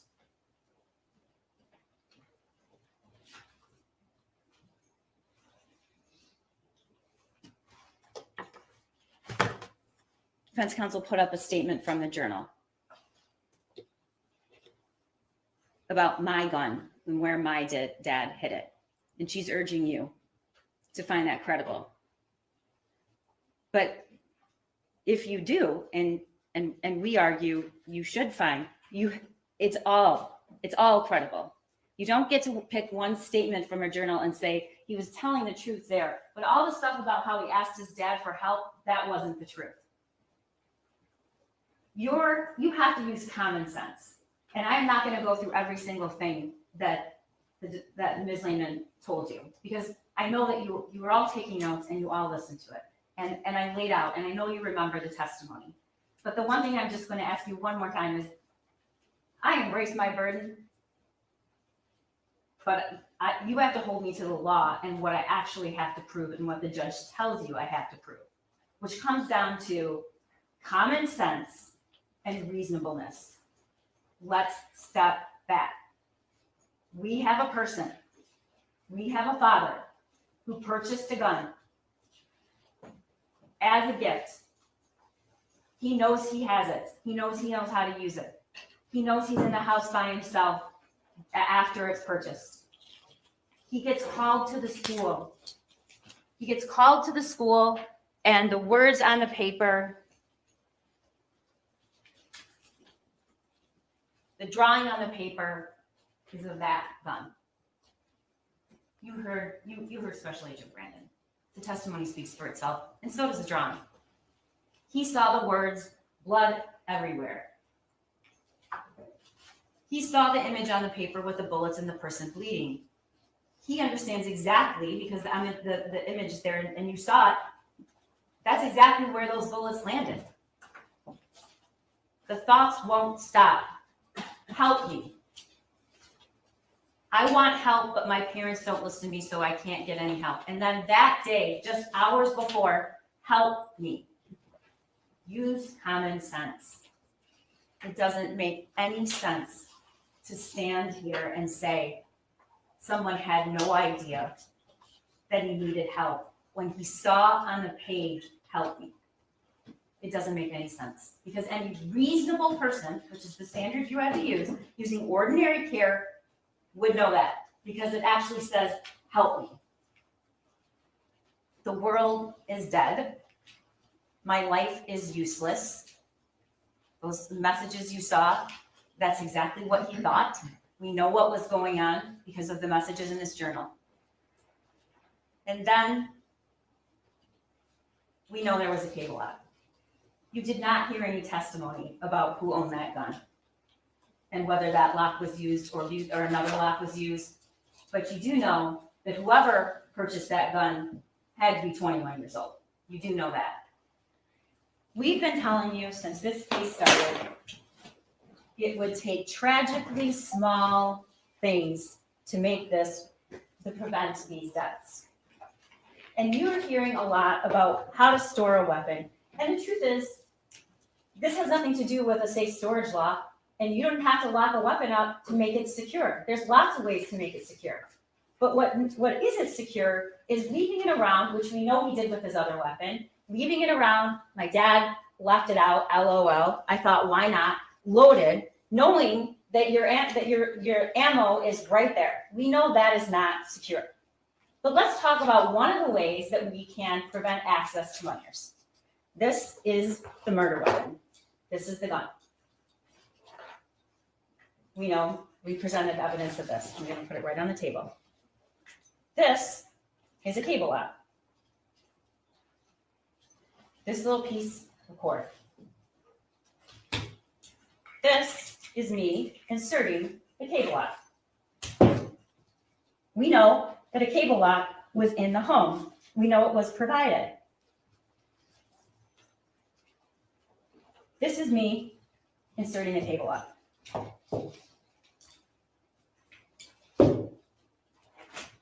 That takes less than 10 seconds.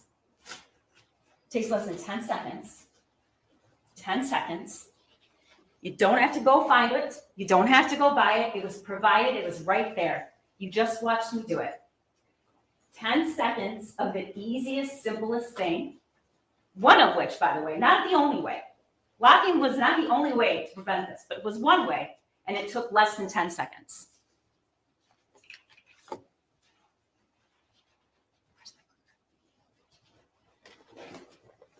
Just send it right there. That was so good. Just send it right there.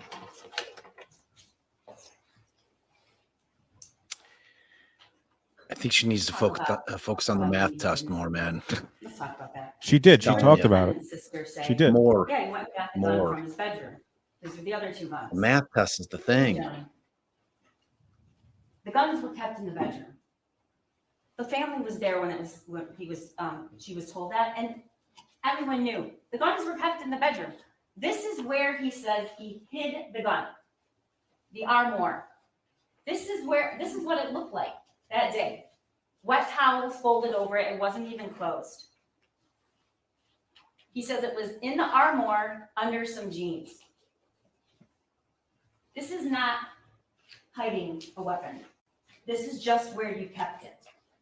It is not reasonable to conclude that a 15-year-old who spends all kinds of time in the house alone would not know where it was, because it wasn't hidden. This isn't a case where we have a parent who hides a weapon far out of reach from a child who couldn't get to it, doesn't know it exists, ammunition in a totally separate spot. The kid, that's not this case.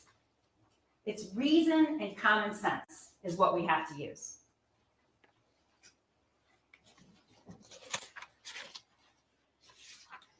We know that James Crumbley went home and looked for a gun when he heard there was an active shooter. And we know he referenced there was that meeting at the school. That's foreseeability. And that's a person who suspects their own son. And that is what I have to prove.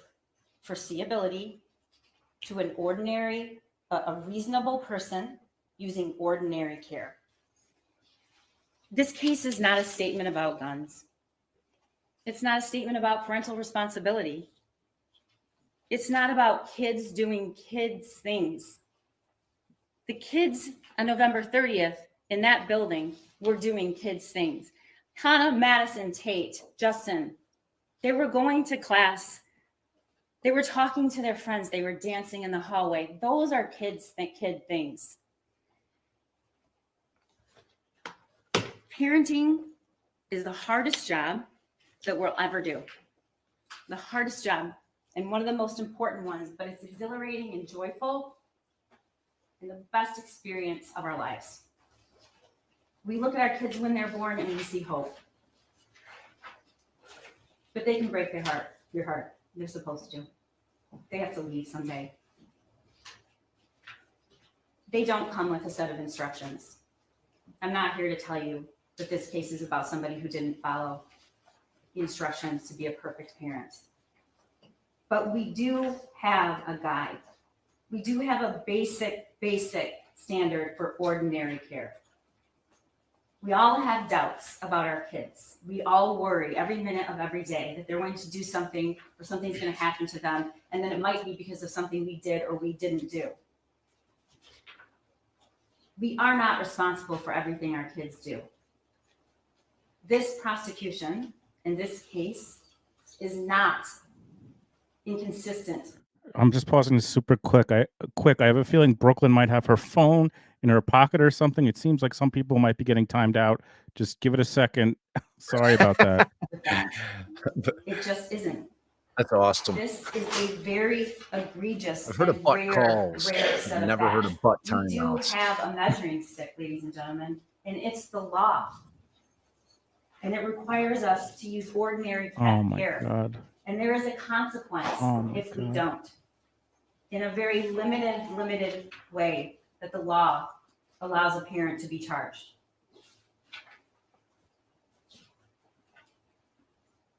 How many people got timed out, dude? A lot. Like 50? Your job now is to go back there and use your reason and common sense and follow the law. That's what your job is. You listen to all the evidence,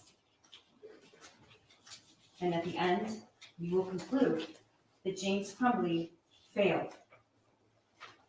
He might love his kid, I hope he does. But stick to what I have to prove. Stick to what I have to prove. And remember that he didn't just fail in his duty to his son. He failed in his duty to protect Hannah and Justin and Madison and Tate. And I don't say their names to evoke sympathy. I say their names because they matter. They matter. And that is why we are here. We are absolutely here about what happened in that school that day. Because if James Crumbley had done even the smallest of things, like the 10-second cable lock, or gone home, or took responsibility for his kid who was in trouble, those kids wouldn't have been shot and killed in that school on that day. I have met my burden. Mr. Keese and I, the people of the state of Michigan, have met the burden to find James Crumbley guilty of 4 counts of involuntary manslaughter. And I ask you to return that verdict. Thank you. Thank you, prosecutor. I'm now going to read jury instructions to you. Does anybody need a break? Wow, she's not before gonna we give him a do break. I thought for sure she didn't give him a break. that? All right. No, they gave him a You're long going to enough get a copy break. of these jury It's a wrap of instructions in the jury room.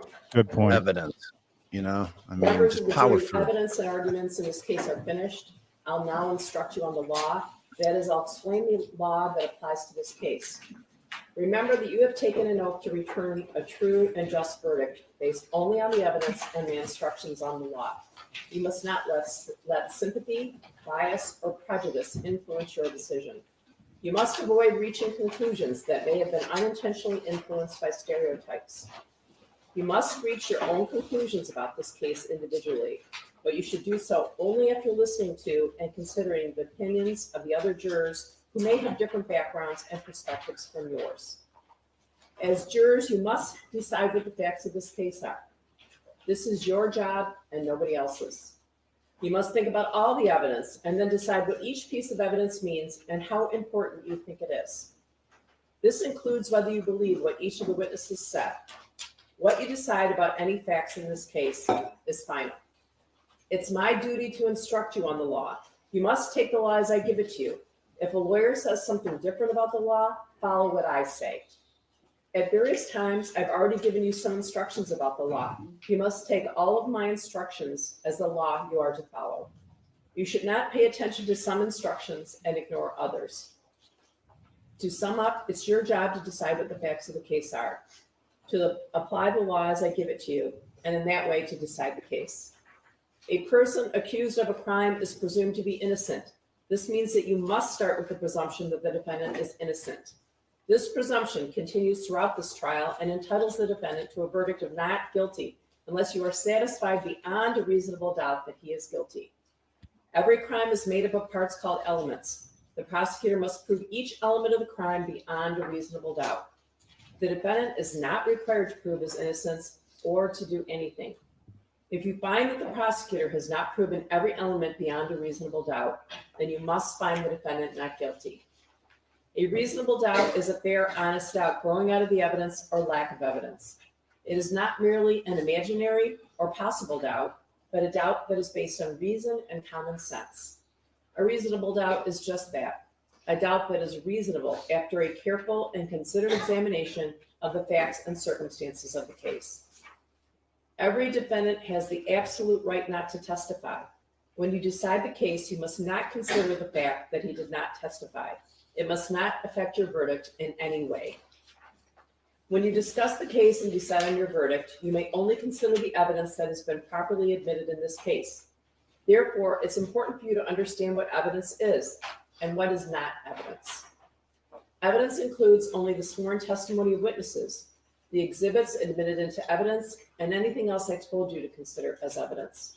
Many things are not evidence, and you must be careful not to consider them as such. I'll now describe some of the things that are not evidence. The fact that the defendant is charged with a crime and is on trial is not evidence. Likewise, the fact that he is charged with more than one crime is not evidence. The lawyer's statements and arguments and commentary are not evidence. They are only meant to help you understand the evidence and each side's legal theories. You should only accept things the lawyers say that are supported by the evidence or by your own common sense and general knowledge. Lawyers' questions to the witnesses, my questions to the witnesses, are also not evidence. You should consider these questions only as they give meaning to the witnesses' answers. My comments, rulings, questions, and instructions are also not evidence. It's my duty to see that the trial is conducted according to the law and to tell you the law that applies to this case. However, when I make a comment or give you an instruction, I am not trying to influence you or influence your vote or express a personal opinion about this case. If you believe that I have an opinion about how you should decide this case, you must pay no attention to that opinion. You are the only judges of the facts, and you should decide this case from the evidence. At times during the trial, I have excluded evidence that was offered or stricken testimony that was heard. Do not consider those things in deciding the case. Make your decision only on the evidence that I let in and nothing else. Your decision should be based on all the evidence, regardless of which party produced it. You should use your own common sense and general knowledge in weighing and judging the evidence, but you should not use any personal knowledge you may have about a place, person, or event. To repeat once more, you must decide this case based only on the evidence admitted during this trial.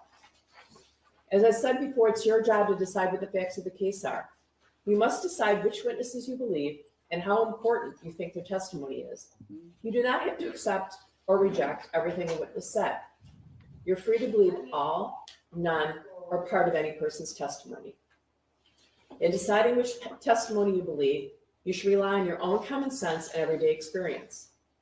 However, in deciding whether you believe a person's testimony, you must set aside any bias or prejudice you may have based on a witness's disability, race, national origin or ethnicity, gender, gender identity, or sexual orientation, or religion, age, or socioeconomic status. Again, take the time you need to test what might be automatic or instinctive judgments and to reflect carefully about the evidence. There's no fixed set of rules for judging whether you believe a witness, but it may help you to think about these questions. Was the witness able to see or hear clearly?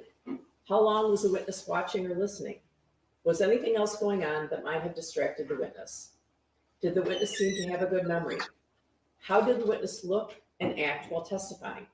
Did the witness seem to be making an honest effort to tell the truth?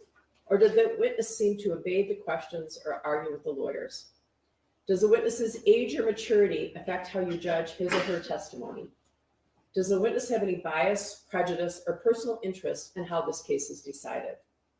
Have there been any promises, threats, suggestions, or other influences that affect how the witness testified? In general, does the witness have any special reason to tell the truth or any special reason to lie? All in all, how reasonable does the witness's testimony seem when you think about all the other evidence in this case? Sometimes the testimony of different witnesses will not agree, and you must decide which testimony you accept. You should think about whether the disagreement involves something important or not, and whether you think someone is lying or is simply mistaken. People see and hear things differently, And witnesses may testify honestly, but simply be wrong about what they saw, what they thought they saw or remembered. It is also a good idea to think about which testimony agrees best with the other evidence of the case. However, you may conclude that a witness deliberately lied about something that's important to how you decide this case. If so, you may choose not to accept anything that witness said. On the other hand, if you think the witness lied about some things but told the truth about others, you may simply accept the part you think is true and ignore the rest. James Robert Crumbley and Jennifer Lynn Crumbley are both on trial in separate cases. The fact that they are both charged is not evidence that either one is guilty. You should only consider the evidence presented in this case. Each defendant is entitled to have his or her case decided on the evidence and the law that applies to him or her. The prosecutor needs to prove beyond a reasonable doubt that the crimes occurred on or about November 30th, 2021 within Oakland County. The prosecution has introduced evidence of a statement that it claims the defendant made. Before you may consider out-of-court statements against the defendant, you must first find that the defendant actually made the statement as given to you. If you find that the defendant did make the statement, you may give the statement whatever weight you think it deserves. In deciding this, you should think about how and when the statement was made and about all the other evidence in the case. You may consider the statement in deciding the facts of the case. Facts can be proved by direct evidence from a witness or an exhibit. Direct evidence is evidence about what we actually see or hear. For example, if you look outside and see rain falling, that's direct evidence that it's raining. Facts can also be proved by indirect or circumstantial evidence. Circumstantial evidence is evidence that normally or reasonably leads to other facts. So for example, if you see a person come in from outside wearing a raincoat covered in small drops of water, that would be circumstantial evidence that it's raining. You may consider circumstantial evidence. Circumstantial evidence by itself, or a combination of circumstantial evidence and direct evidence, can be used to prove the elements of a crime. In other words, you should consider all the evidence that you believe. There has been some evidence that the defendant ran away and tried to hide after he was accused of the crimes. This evidence does not prove guilt. A person may run or hide for innocent reasons, such as panic, mistake, or fear. However, a person may also run or hide because of a consciousness of guilt. You must decide whether the evidence is true, and if true, whether it shows that the defendant had a guilty state of mind.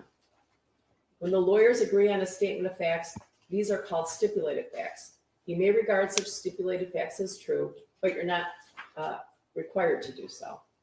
You should not decide this case based on which side presented more witnesses. Instead, you should think about each witness and each piece of evidence and whether you believe them. Then you must decide whether the testimony and evidence you believe bad way to proves beyond a reasonable doubt come to a that the verdict. defendant is guilty. You've heard that a lawyer or lawyer's representative talked to one of the witnesses. There's nothing wrong with that.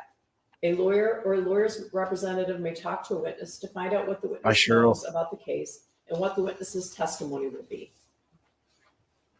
You've heard testimony from witnesses Detective Edward Rogowski, who has given you his opinion as an expert in the field of forensic cell phone analysis. Experts are allowed to give opinions in court about the matters they are experts on. However, you do not have to believe an expert's opinion. Instead, you should decide whether you believe it and how important you think it is. When you decide whether you believe an expert's opinion, think carefully about the reasons and facts they give for their opinion and whether these facts are true. You should also not think about the expert's qualifications and whether their opinion makes sense when you think about the other evidence in the case. You've heard testimony from witnesses who are police officers. That testimony is to be judged by the same standard you use to evaluate the testimony of any other witness.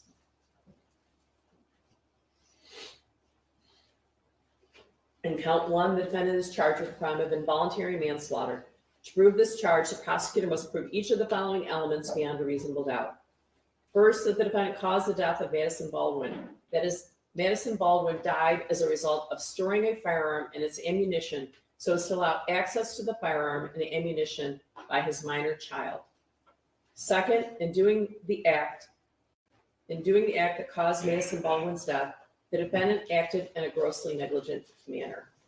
In count two, the defendant is charged with the crime of involuntary manslaughter. To prove this charge, the prosecutor must prove each of the following elements beyond a reasonable doubt. First, that the defendant caused the death of Tate Meir. That is, that Tate Meir died as a result of storing a firearm and its ammunition so as to allow access to the firearm and ammunition by his minor child. Second, in doing the act that caused Tate Meir's death, the defendant acted in a grossly negligent manner. In count 3, the defendant is charged with the crime of involuntary manslaughter. To prove this charge, the prosecutor must prove each of the following elements beyond a reasonable doubt. First, that the defendant caused the death of Hannah St. Juliana. That is, that Hannah St. Juliana died as a result of storing a firearm and its ammunition so as to allow access to the firearm and ammunition by his minor child. Second, in doing the act that caused Hannah St. Juliana's death, the defendant acted in a grossly negligent manner. In count 4, the defendant is charged with the crime of involuntary manslaughter.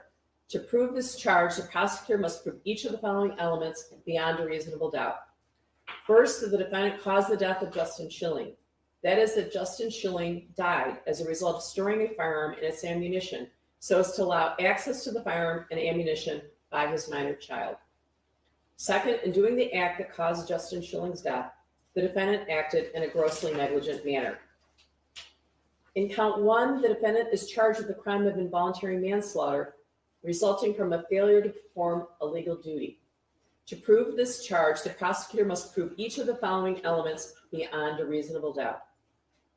First, that the defendant had a legal duty to Madison Baldwin. The legal duty charge here is one imposed by law.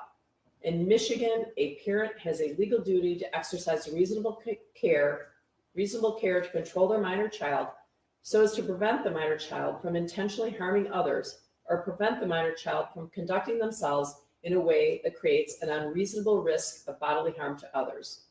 This duty arises when both of the following are true. The parent knows or has reason to know that they have the ability to control their minor child, and the parent knows of the necessity and opportunity for exercising such control. Second, that the defendant knew of the facts that gave rise to the duty. Third, that the defendant willfully neglected or refused to perform that duty, and his failure to perform it was grossly negligent to human life. Fourth, that the death of Madison Baldwin was directly caused by defendant's failure to perform this duty. That is, that Madison Baldwin died as a result of defendant's failure to exercise reasonable care to control his minor child so as to prevent the minor child from intentionally harming others, or the minor child from so conducting himself so as to create an unreasonable risk of bodily harm to others, when the defendant knew that he had the ability to control his minor child and knew of the necessity and opportunity to do so. In count 2, the defendant is charged with the crime of involuntary manslaughter resulting from a failure to perform a legal duty. To prove this charge, the prosecutor must prove each of the following elements beyond a reasonable doubt. First, the defendant had a legal duty to Tate Meir. The legal duty charged here is one imposed by law. In Michigan, a parent has a legal duty to exercise reasonable care to control their minor child so as to prevent the minor child from intentionally harming others or prevent the minor child from conducting themselves in a way that causes an unreasonable risk of bodily harm to others. This duty arises when both of the following are true. The parent knows or has reason to know that they have the ability to control their minor child, and the parent knows of the necessity and opportunity for exercising such control. Second, that the defendant knew of the facts that gave rise to the duty. Third, that the defendant willfully neglected or refused to perform that duty, and his failure to perform it was grossly negligent to human life. Fourth, that the death of Tate Meir was directly caused by defendant's failure to perform this duty. That is, that Tate Meir died as a result of defendant's failure to exercise reasonable care to control his minor child so as to prevent the minor child from intentionally harming others or the minor child from so conducting himself so as to create an unreasonable risk of bodily harm to others, when the defendant knew that he had the ability to control his minor child and knew of the necessity and opportunity to do so. In count 3, the defendant is charged with the crime of involuntary manslaughter resulting from a failure to perform a legal duty. To prove this charge, the prosecutor must prove each of the following elements beyond a reasonable doubt. First, the defendant had a legal duty to Hannah St. Juliana. This legal duty charge here is one imposed by law. In Michigan, a parent has a legal duty to exercise reasonable care to control their minor child so as to prevent the minor child from intentionally harming others or prevent the minor child from conducting themselves in a way that creates an unreasonable risk of bodily harm to others. This duty arises when both of the following are true. The parent knows or has reason to know that they have the ability to control their minor child, and the parent knows of the necessity and opportunity for exercising such control. Second, that the defendant knew the facts that gave rise to the duty. Third, that the defendant willfully neglected or refused to perform that duty, and his failure to perform it was grossly negligent to human life. Fourth, that the death of Hannah St. Juliana was directly caused by defendant's failure to perform this duty. That is, that Hannah St. Juliana died as a result of defendant's failure to exercise reasonable care to control his minor child, so as to prevent the minor child from intentionally harming others, or the minor child from so conducting himself so as to create an unreasonable risk of bodily harm to others, when the defendant knew he had the ability to control his minor child and knew of the necessity and opportunity to do so. In count 4, the defendant is charged with the crime of involuntary manslaughter resulting from a failure to perform a legal duty. To prove this charge, the prosecutor must prove each of the following elements beyond a reasonable doubt. First, that the defendant had a legal duty to Justin Schilling. The legal duty charge here is one imposed by law.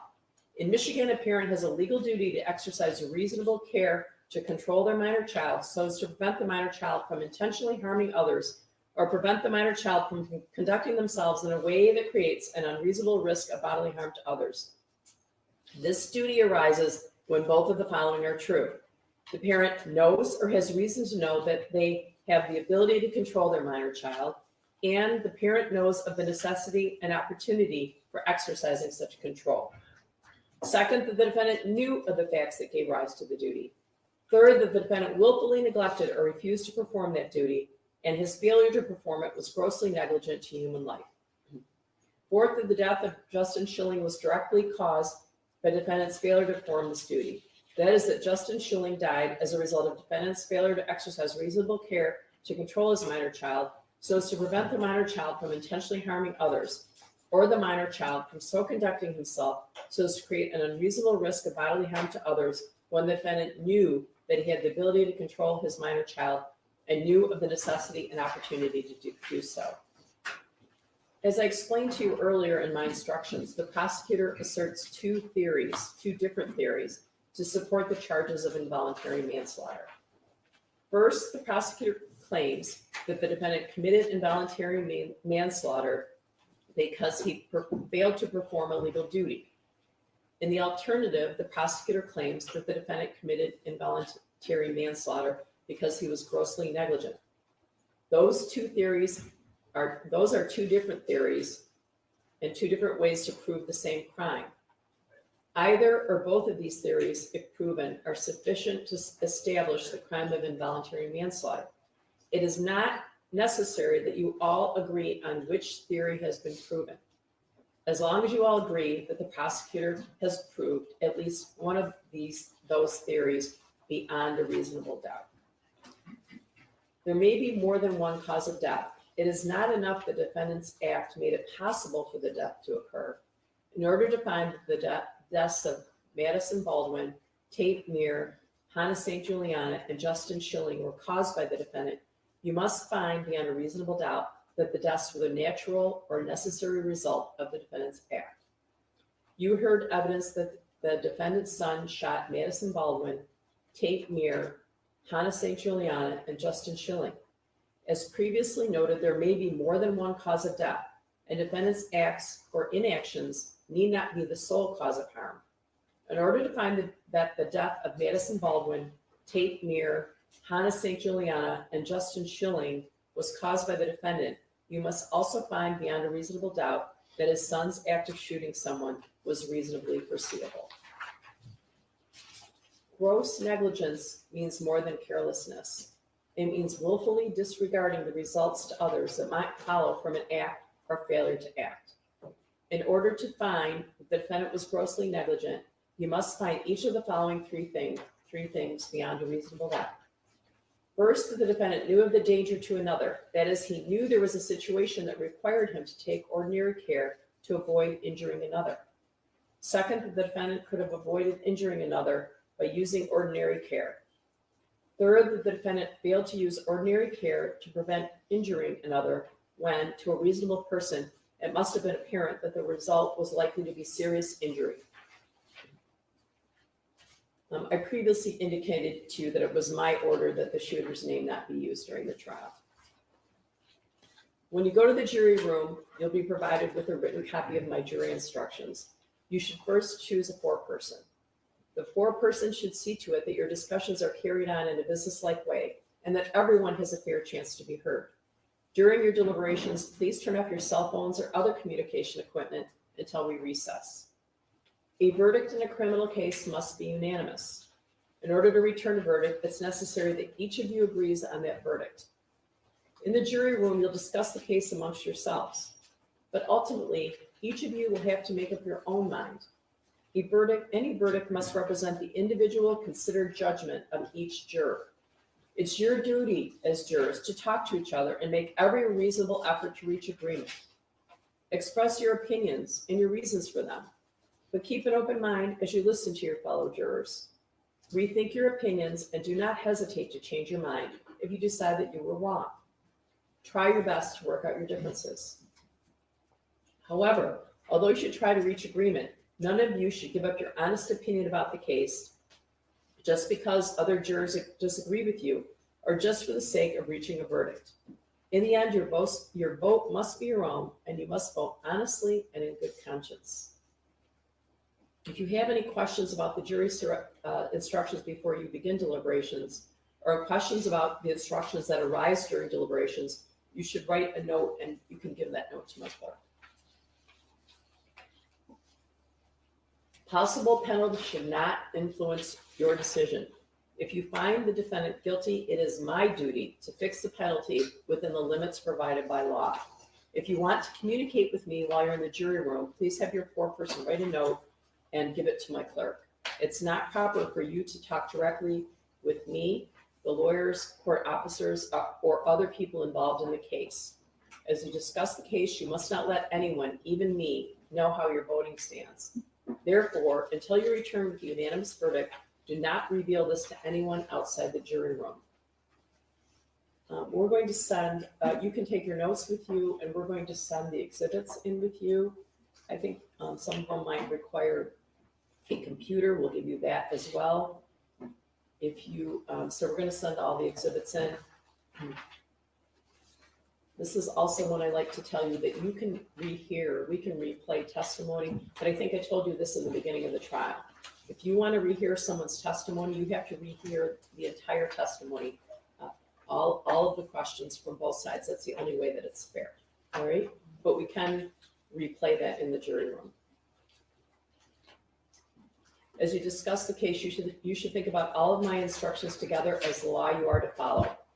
The defendant is charged with 4 counts of involuntary manslaughter. These are separate counts, and the prosecutor is charging that the defendant committed all of them.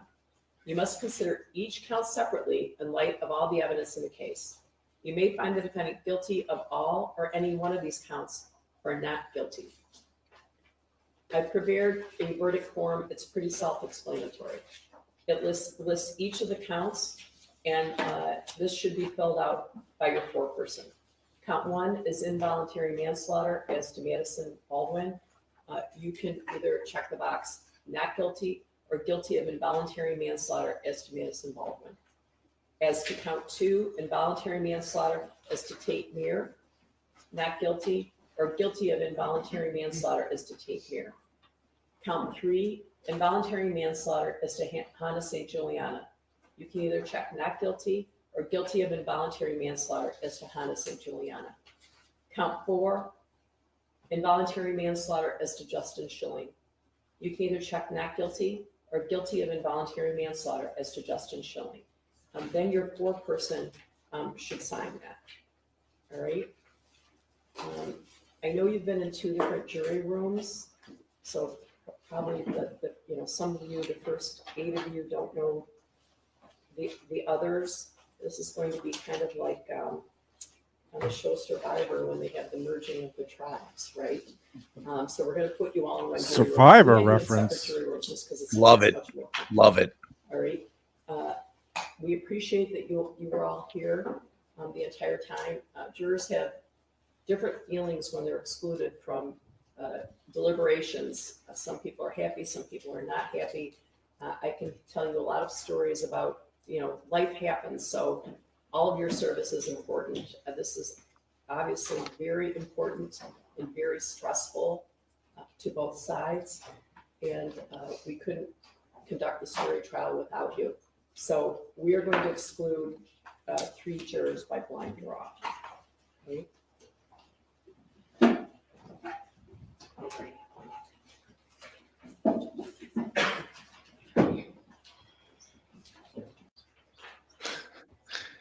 Nad. Guilty. Guilty. They better mute out the names.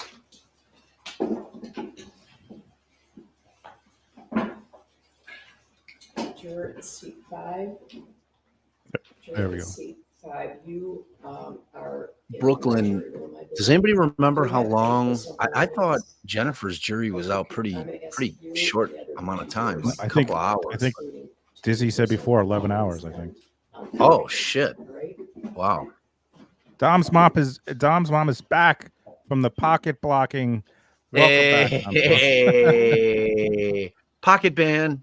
You're in seat 10. You are in Judge Anderson's Thank you, jury Diz. room, the second jury room. Do you have personal belongings in there? Amnesia is a real thing. Amnesia. And you're in seat 15. All right, actually, why don't I ask the 3 of you to get your personal belongings from the jury rooms and then go with Miss Nella to my chambers. All right? So you'll go to the jury room that your belongings are in and come out into the hallway. And Miss Nella will escort you into my chambers. All right?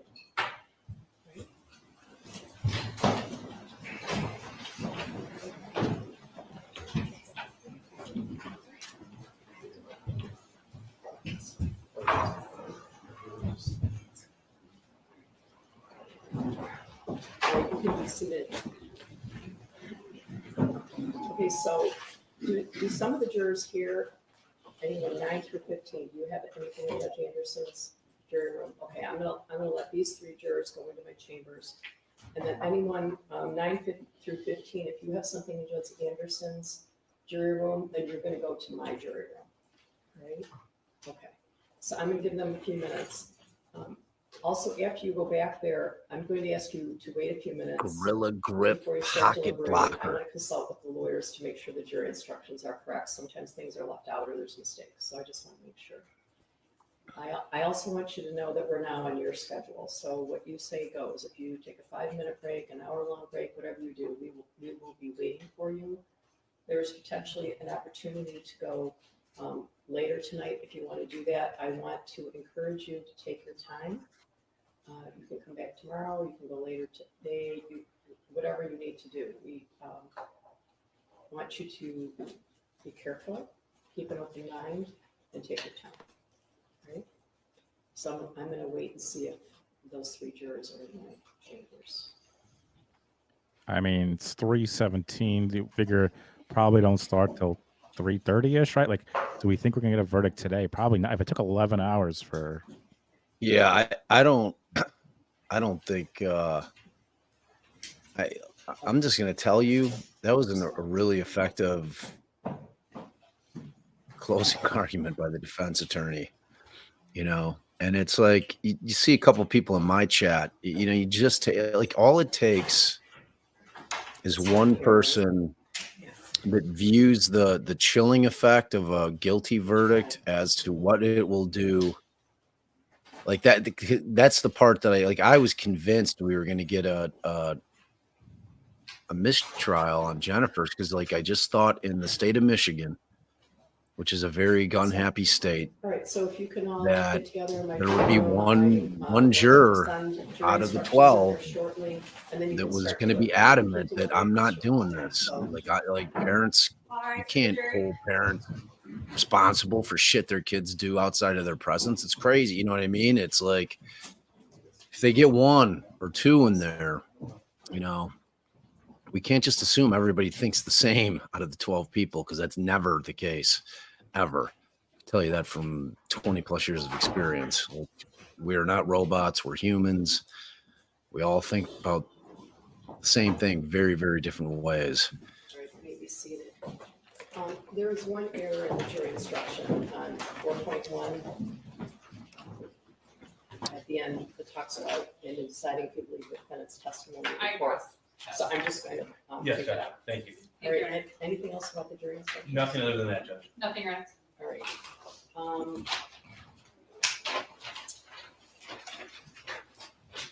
You have your cell phone numbers, right? I'll be here now. Okay. We will be 5 minutes away, I promise. I think Lee is asking for a copy of the jury instructions, which I'll provide if you both agree, if you don't. I have no problem with No objection, Your Honor. All right. Anything else? Oh, you're gonna give me all the exhibits. that. I have them here. Okay. We have the exhibit list with redacted portions for any exhibit that was not admitted. Okay. And first- Yeah. Yeah. We have a judge's copy as well. Okay, Yeah. all right, thank you. Yeah, thank you. Anything else about that?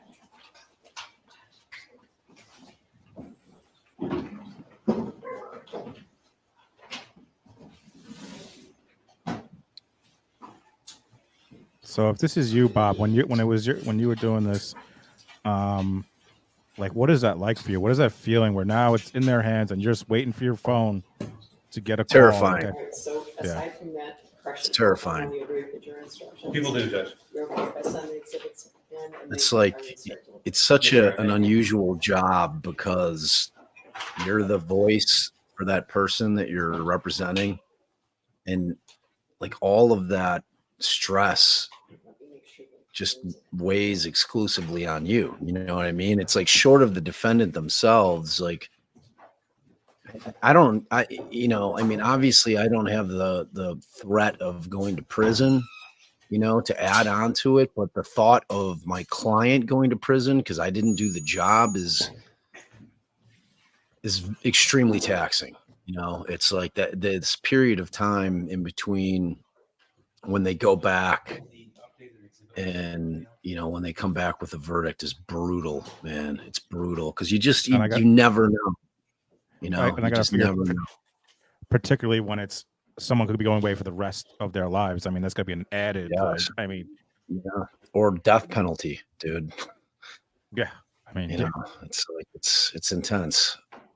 Like the Garcia thing, I think they deliberated for 20 plus hours, you know, and it's like you're always sitting there trying to figure it out, you know, no matter which side you're on. Is a quick verdict favor the defense? Does it favor the state? Does a long verdict favor the defense? Does it favor the state? You know, typically when it's going longer, you know, I mean, it stands to reason that there's a serious deliberation going on, that you probably have a couple people that are, you know, on one side or the other that are against the majority, you know, and there's a battle going on back there, but you know, you never really know. So I don't know, man. I mean, look, to me, she was extremely effective in, I think, casting reasonable doubt as to everything that took place prior to that morning in the school. You know, I think she was very effective. You know, let me put it this way, like that will be the Rochambeau of who gets which lawyer that will go down in infamy between James and Jennifer, because like they had to fucking pick, right? You know, like it's like right. they're both, and I think Muriel worked in like they were partners at one point, you know. So like when they went into the office, I don't know if they were in the same office at that time, you know, but it's like And to me, Jennifer struck me as the far more A-type personality out of these two. Like I think that like Jennifer's like, nah, I'm going with Shannon. Like you get the other fucking lady. I'm gonna go with Shannon. And we saw like they were like I know that people were irritated by Shannon, just her kind of overall demeanor, and all the shit that she would do. And like her closing was shocking in the way that she personalized it in a way that we're not used to seeing, which is typically because it's not allowed. That's why we typically don't see it. We're like like I often try to personalize things in my closings. Like I try to, but it's not allowed. I mean, the state could have objected any time during Shannon's closing, and it typically happens right away. It's improper bolstering to the jury because it's like you're putting yourself in the eyes of the jury in the shoes of the defendant or a witness. I mean, you can't do it. It's like that objection would have been sustained and she would have been shut down.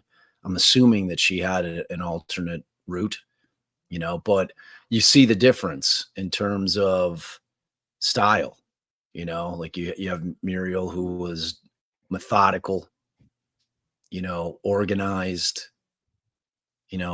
slapping her paper over. I mean, just making her points, good intonation, even keeled, so like she was very effective and she made a lot of great arguments because remember that this thing doesn't end at everything that preceded the day of the shooting. That's why to me, what's always been just the linchpin for where I am on this is the math test, because I think that there is reasonable doubt as to what James might or might not have known coming into that day, and Allison was making some really good points about this aspect of a mother versus a father. I mean, it's traditionally thought to be that mothers are the more nurturing parent, that they're more involved with their kids' lives. I think that's far less true than it used to be, in the 30s, 40s, 50s, 60s, 70s. I think that was absolutely the case. But, as a society as we've pulled our head out of our asses and women have, joined the workforce, and it's like we typically have two working parents most of the time, aside from, when the kids are first born. And if you're lucky enough to be in a position to allow one of the parents to stay home. I mean, I don't think anybody wants to drop their kid off at a daycare when they're an infant. I mean, I certainly know that Allison and I didn't, and we were fortunate enough that Allie could stay home, because we were obviously both practicing, but like a lot of people aren't in that situation. A lot of people need both people out there working in order to survive, but that comes into play, I think, in this a little bit. And it'll be interesting. There's just so much going on with this case. That's why I was so fascinated by this case. There is no cut and dried answer because it's got so many elements to it. It's not just an involuntary manslaughter case. It's got the ramification of if both of these parents go down on this thing, and it's not like a bright line rule. Like I've seen a couple of people comment, especially in my chat, where I typically I do get some heavy duty defense side, like people, because it's what I am, but that being said, as defense minded as I am, I find James to be guilty. And it's because of that math test. And, when you kind of factor in the whole concept of, all right, look, now you've got two parents and there have been cases like, where kids were provided alcohol underage and then they let their kid drive a car, or the kid went and drove a car. Was it foreseeable? The kid gets in an accident and kills either his people in his car, or kills somebody else in a different vehicle, or whatever the case may be. There's been liability in cases, criminal liability in cases like this. There's never been a case like this where it involved a school shooting or a shooting in general. Like this just changes the game. Like it changed already when Jennifer was convicted. Like that just changed. And it's not just Michigan. It's all over the country. Like I was telling you, Jay, I think last time we talked about it, like after that verdict, You know, it's going to have an effect on how prosecutors and law enforcement, when these horrible things happen, these just horrific, unthinkable things, these school shootings happen, parents are on notice now that law enforcement and the prosecutor's office are going to be digging in. Should you have known? Did you have the warning signs? Should you have known?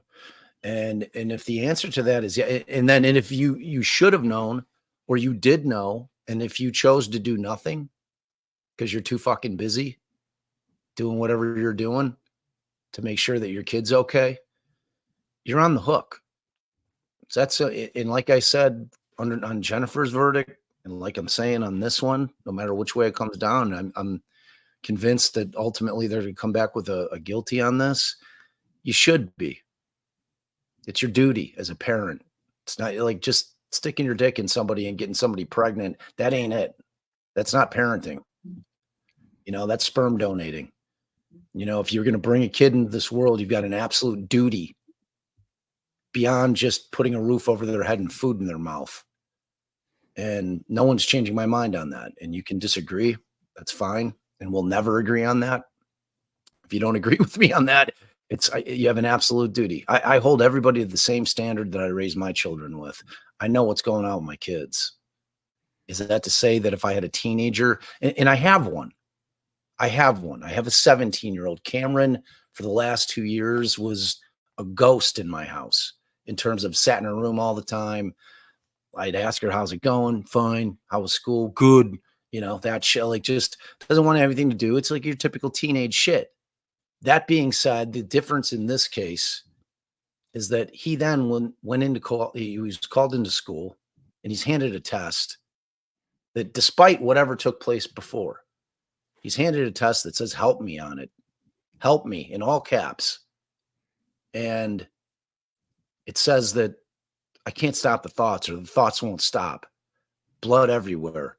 Like, there is no world that exists that any parent shouldn't be taking their kid out of school immediately that day, no matter what anybody in the school said. Like I've said before, I don't care what anybody in the school would have been saying to me. It's my child. They're my responsibility. It's my blood running through their veins. It's my responsibility to my child, first and foremost, and to the community.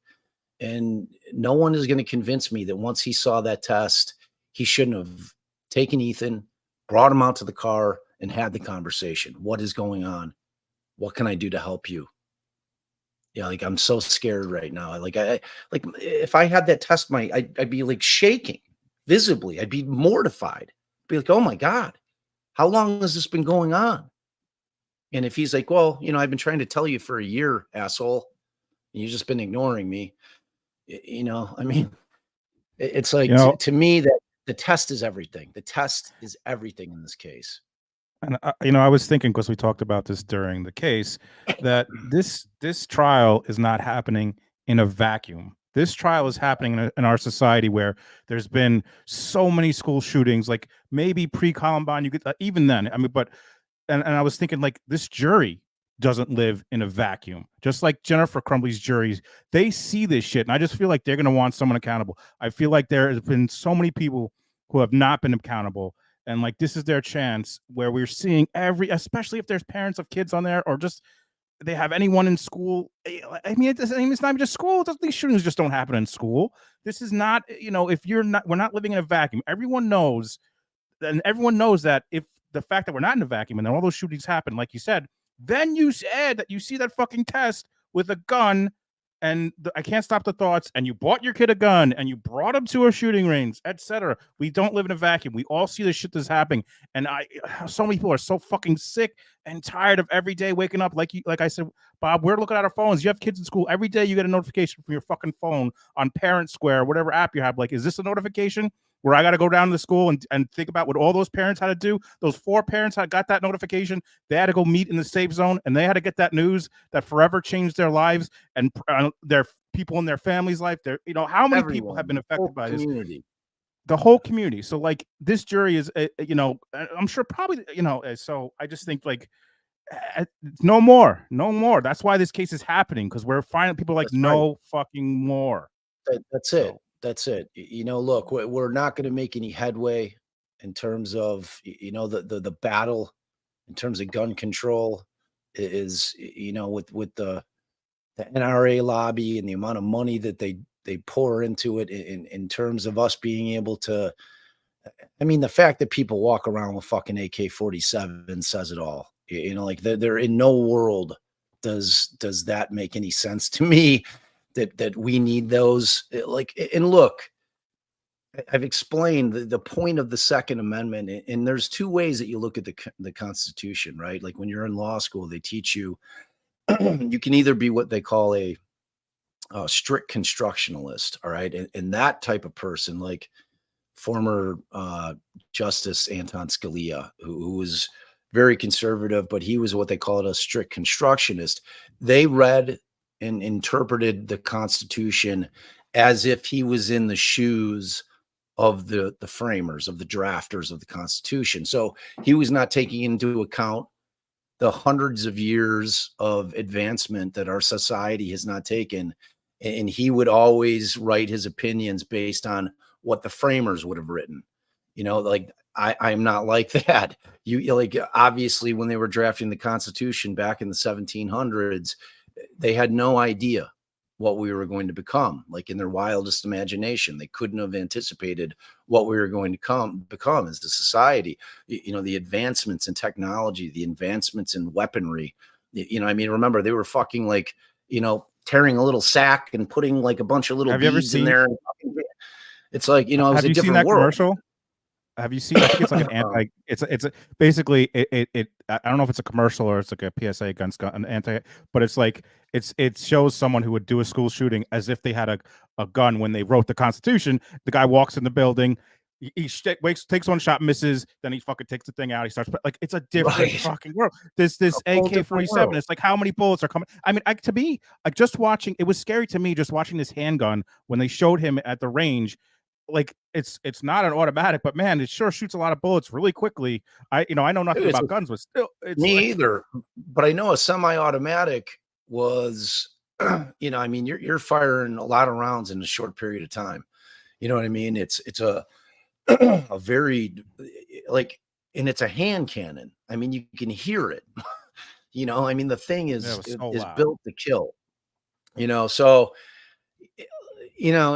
but there's just so many aspects of this that are, I don't know how long they'll take. I mean, she was very convincing as to everything prior to the math test day. And I remember when I came in on Monday and I was asking you, Jay, how it went on Friday, and there was some question about the math test. And I don't know if it was Diz or somebody said to me, it might've been Dizzy, that he didn't see the full math test.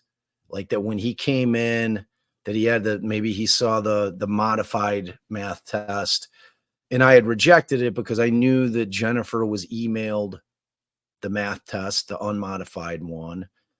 Beyond that, I think you could see through the scratchings to see what was said. I mean, you could still see the help me. I mean, this wasn't like the kid had a Sharpie and was like redacting it in a way that you couldn't read anything. And, the bottom line, like if the only thing that I would have done if I was Muriel differently is if that was a fact that he couldn't clearly see what was written on that test, that would be the only way that he'd escape conviction if I were a juror on this thing, like, because to me, taking into consideration, and all of our kids are different. All of them are. I think that most of them, when they're going through those very tough years of being a teenager, just when, like, and I said it yesterday, just when all of our hormones are raging and you're learning about everything in terms of what it is to become an adult in this world. And it's a lot, it's a lot, you're learning how to socialize. You're learning how to be in relationships, like all the other shit that's going, you're constantly concerned if you're accepted. Do I have friends? Does this boy or does this girl like me? All that shit that's going on in your head, and and you don't want to hear from your parents. You know what I mean? It's like they just like it's that point in your life because they're developing their own independence. It's part of the process. You know what I mean? And like you could be the biggest helicopter parent in the world, but you're never always going to know what's going on in your child's mind ever. You know, they're always going to hold something back because we're individuals. We're you know, I mean, they've gotten to that point in their life. So, you know, like I give him grace for that period of time. You know what I mean? Like that period of time isn't what cinches the case for me. It's that fucking math test, man. That's what tells it. Like that is everything to me. The rest of it, I don't give a fuck that he bought him a gun. I don't give a fuck that he didn't lock it. You know, like obviously if he had opened up his kid's journal and saw the shit that he was writing and went and bought him a gun, like the guy should be charged with murder, not involuntary homicide or involuntary manslaughter, you know? So it's like it's the culture that takes like, and it's not just Michigan, it's all over the place. You know, I mean, like gun people buy their kids guns. It's like, that's factual. So like, you know, like I'll give grace to that. But when I stop giving grace is when that math test is presented to them as parents. I don't give a shit what you're doing. I don't care if you had to call in from fucking DoorDash. Yeah, you could have driven them around the car or you call off. It takes that your children take precedent over anything. Anybody who's going to tell me their fucking job takes precedent over their children, can go fuck off. That's like I know we all need to work. You know, it's a necessary evil in the society that we live in. It never takes precedent over your kid, ever. You know, if your kid fell off you know, it's like I always give this example with respect to mental illness or mental trauma or mental whatever is going on in your kid's mind. If your kid fell off like the swing set at school and they called you in and said your kid broke his arm, you know, you're going to go in and the nurse says, well, you know, he could probably make it through the end of the day with his broken arm. Oh yeah, that's good. I got to go back to work. So like, you know, just, you know, put a little dirt on it and I'll pick him up, bring him to the doctor afterwards. Are you doing that in any world? Of course you're not. You're taking your kid to get a cast and get the bone set and all that shit. It's no different with mental illness or mental distress. As soon as you become aware of it, you act immediately, period. In my world. I mean, like James Crumbley would not want me on his jury. I'd be convicting the fuck out of that guy. Simple. Because of the math test, because he knew he was put on notice that moment. Like, that's what I was saying. If I'm the state, that's the only thing I'm arguing. You just heard my closing argument. You know, yeah, you know what? Maybe there is reasonable doubt for all the stuff that happened before. You know where there's not reasonable doubt? When they were handed that test that said, help me. If that's not just an absolute scream for help from your child, if you don't think that he's on notice at that moment in time, I don't know what to tell you. But that means guilty. You know, I mean, like, to me, that's what it is, man. I mean, like, it's that simple. Yeah, and clearly, But we'll you know, see. Jennifer's jury did. So I'm assuming his is too. I can't see this coming back. Not kill. I mean, but you know, the X you never factor is know. that thing, dude. We never know. Like the X factor is what I was talking about before. If we get like, I've seen a couple of people in my chat like that are like, there's no way. I'm not willing to start holding parents responsible for all the shit that their kids are doing when they're not in their presence. You know what I'm saying? Like, if you get one or two of those people on this jury, it could easily be hung. You know what I'm saying? It's like, and that's all it takes. It's all it takes. And it is that type of like on my poll, I think last I looked, I was like 86-14 guilty. Oh, I could check mine. Let me check mine. Yeah, check. Let me check mine again and see what's up.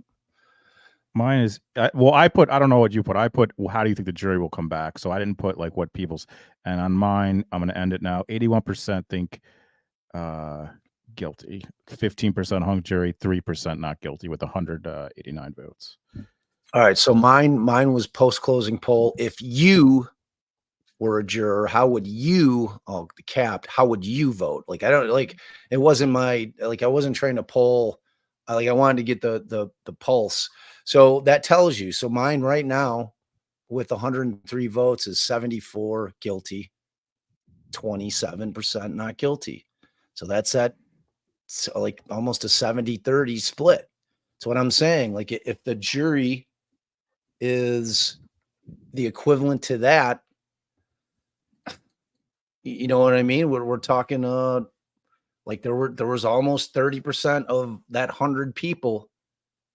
And like what I should have asked is if you've watched the entire trial, because that's the other factor. That's the other factor, which I didn't ask that. I should have had a bunch of provisions in there. You can only take this poll if you watch the entire trial from openings till closings, if you've seen all the evidence, which technically means I couldn't have taken the poll either. You know, but for me, the only thing that matters is the test. You know, like that was, to me, that is the defining moment of the case.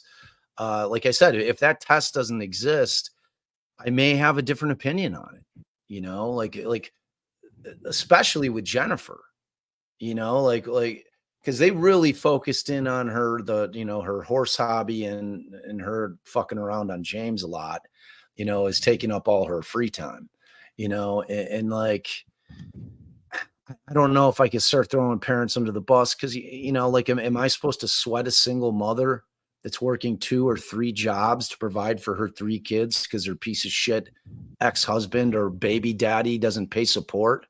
And like she's forced to do what she has to do to allow her kids and herself to survive. Like, how much blame can I put on her for working her ass off so that they can survive?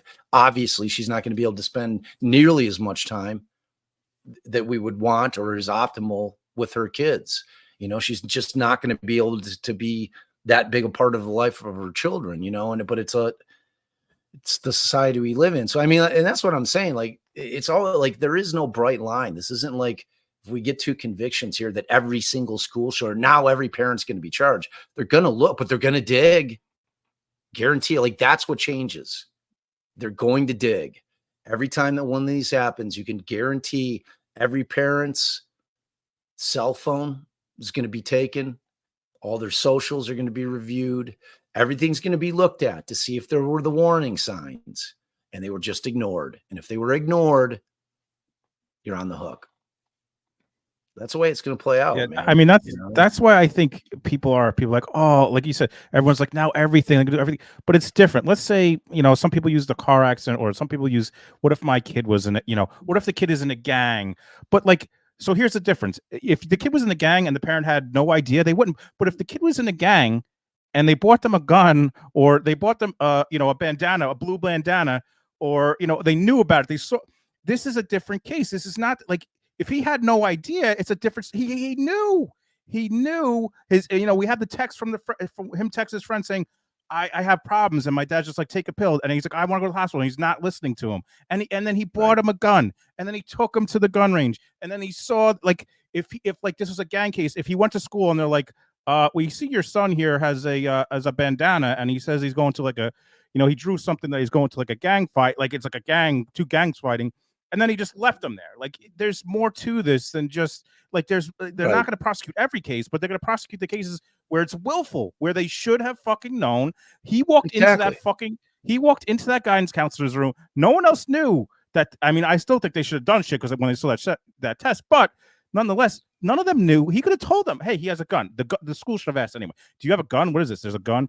But he fucking knew. Jennifer fucking knew they had a gun. He could have had it in that backpack, and they decided, like, fuck it, I'm just gonna walk out of here, not give a shit. It's like, there's more to it than like, they're not gonna just prosecute every single parent. Exactly. It's not like a bright line rule. It's a case by case analysis. And to go to your point, Jay, like he knew that he bought the gun, but he also, you know what he also knew? He also knew that. And I don't know if they put it into evidence in this one. They may have kept it just with respect to Jennifer's case. But he also knew that Ethan had this thing that, you know, there's the fucking demon in the house. There's a demon. The demon's in here throwing bowls around. I don't know what to do. So, you know, no matter how they decided to handle that in that moment, which they poo-pooed it, is just, oh, it's Ethan being Ethan. He thought that the house was haunted. When you see that test, all of that shit that occurred prior then floods to your mind. You're like, oh my God, my kid's got something going on. It clicks right there. You know, so if you're oblivious to it up until that point that test is put in your hand, all of that other stuff that you thought was him being goofy now takes hold, and you now understand, or at least you have a concept that there might be something going on mentally with my kid, you know? So, I mean, like I said, for me, the test is the beginning and the end of the case. I don't know of any parent whose child writes in all caps, "Help me," chooses to ignore it. The thoughts Not won't stop. for 5 hours, not for 5 days. As soon as I see that, my kid's coming out of the school with me, and we're having a very long talk, probably on the way to a mental facility to get an evaluation, see what's going on. You know, I mean, it's And like like, you said, I was gonna say, like you said, just the handing in of the test is a cry for help in itself. It's not like the teacher saw a piece of paper in his backpack that had a picture of a gun. It's like you said, Bob, him handing that in was a cry for help. He knew that when he handed that into new, that teacher wasn't gonna be like, oh, what is this doodle? That she was gonna fucking go beeline down to the office like she did. She didn't find it in his backpack. She didn't see it right. somewhere scattered. And by the way, He we're not even knew, talking about the day before. We haven't even talked about the day before the school calls the parents, leaves a voicemail like, hey, he's looking at shit he shouldn't be, he's looking at bullets, and then apparently in the morning he's looking at other shit like I mean, we've talked about it a dude. lot, but Right. I mean, he knew, and I think that genuinely, you know, and Jay, I don't know, like I keep telling you, like at some point go back just to watch it because it's shocking. That Miller hearing, man. It's like when you read through, and we saw a fair amount of the journal here in this trial, which they did not show in Jennifer's. You know, in the thought being that they never saw it, or they claim that they never saw it, and they'd never be able to prove that they did see it. You know, if they could prove that they did see it again, the state kept saying that she wouldn't be charged with involuntary manslaughter if they saw that and then they went and bought him a gun, they'd be charged with murder. You know, so you know when you have that shit existing in you know his mind, and you're reading it, even though they're not seeing him, but we see it after the fact, where he's writing "help me" in his own journal. You know that when he went into school, that was his last ditch effort to try to have somebody stop him. I mean, he tried. Like it's exactly like you said. He knew, like we all know, anybody who goes to school, you take, you know, they hand out a quiz, you fill it out, it goes right to your teacher. You know, and the teacher's going to look at it. The teacher's going to be like, what in the fuck? You know, which is exactly what happened. Like he knew, like I said, he could have, if he was drawing that and had no intention on being stopped, he's not doing that. And then like, he must've been like, not one of these fucking adults gives a flying fuck. You know, that's where his head's at that moment. You know, like, am I in the invisible boy? Like, I mean, what else do I have to do short of shooting up a school to get somebody to pay attention to me?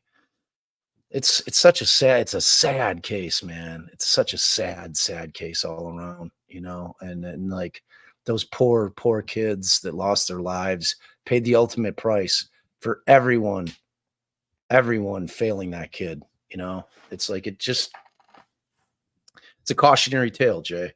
And like this one, for the first time, has a different ending than every other school shooting. This one has made it a cautionary tale where the moral goes to the parents. You know, you're on notice. Shit has changed.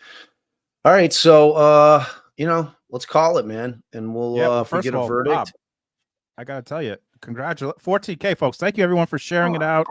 14K. That's amazing. And Bob, you got to get some rest. All of y'all. I could hear your voice. I feel like you're losing it a little bit. You were all night you were on. You were just on Law and Crime, and you come on here. So thank you, and thank you everyone for doing our first dual, stream trial experience. We appreciate everyone from both sides coming in and watching it. I doubt that they're going to come back today, but if they do, me and Bob will come live, and you know, we will obviously cover it. But for now, Bob, you got to get some rest and have some tea or something. Yeah. Well, I just got. I'm gonna go on Court TV tonight to talk about Crumbley. God, Bob, you poor guy. I know, dude. Oh man. And I just found out that that Hennessy just filed another motion in Delphi.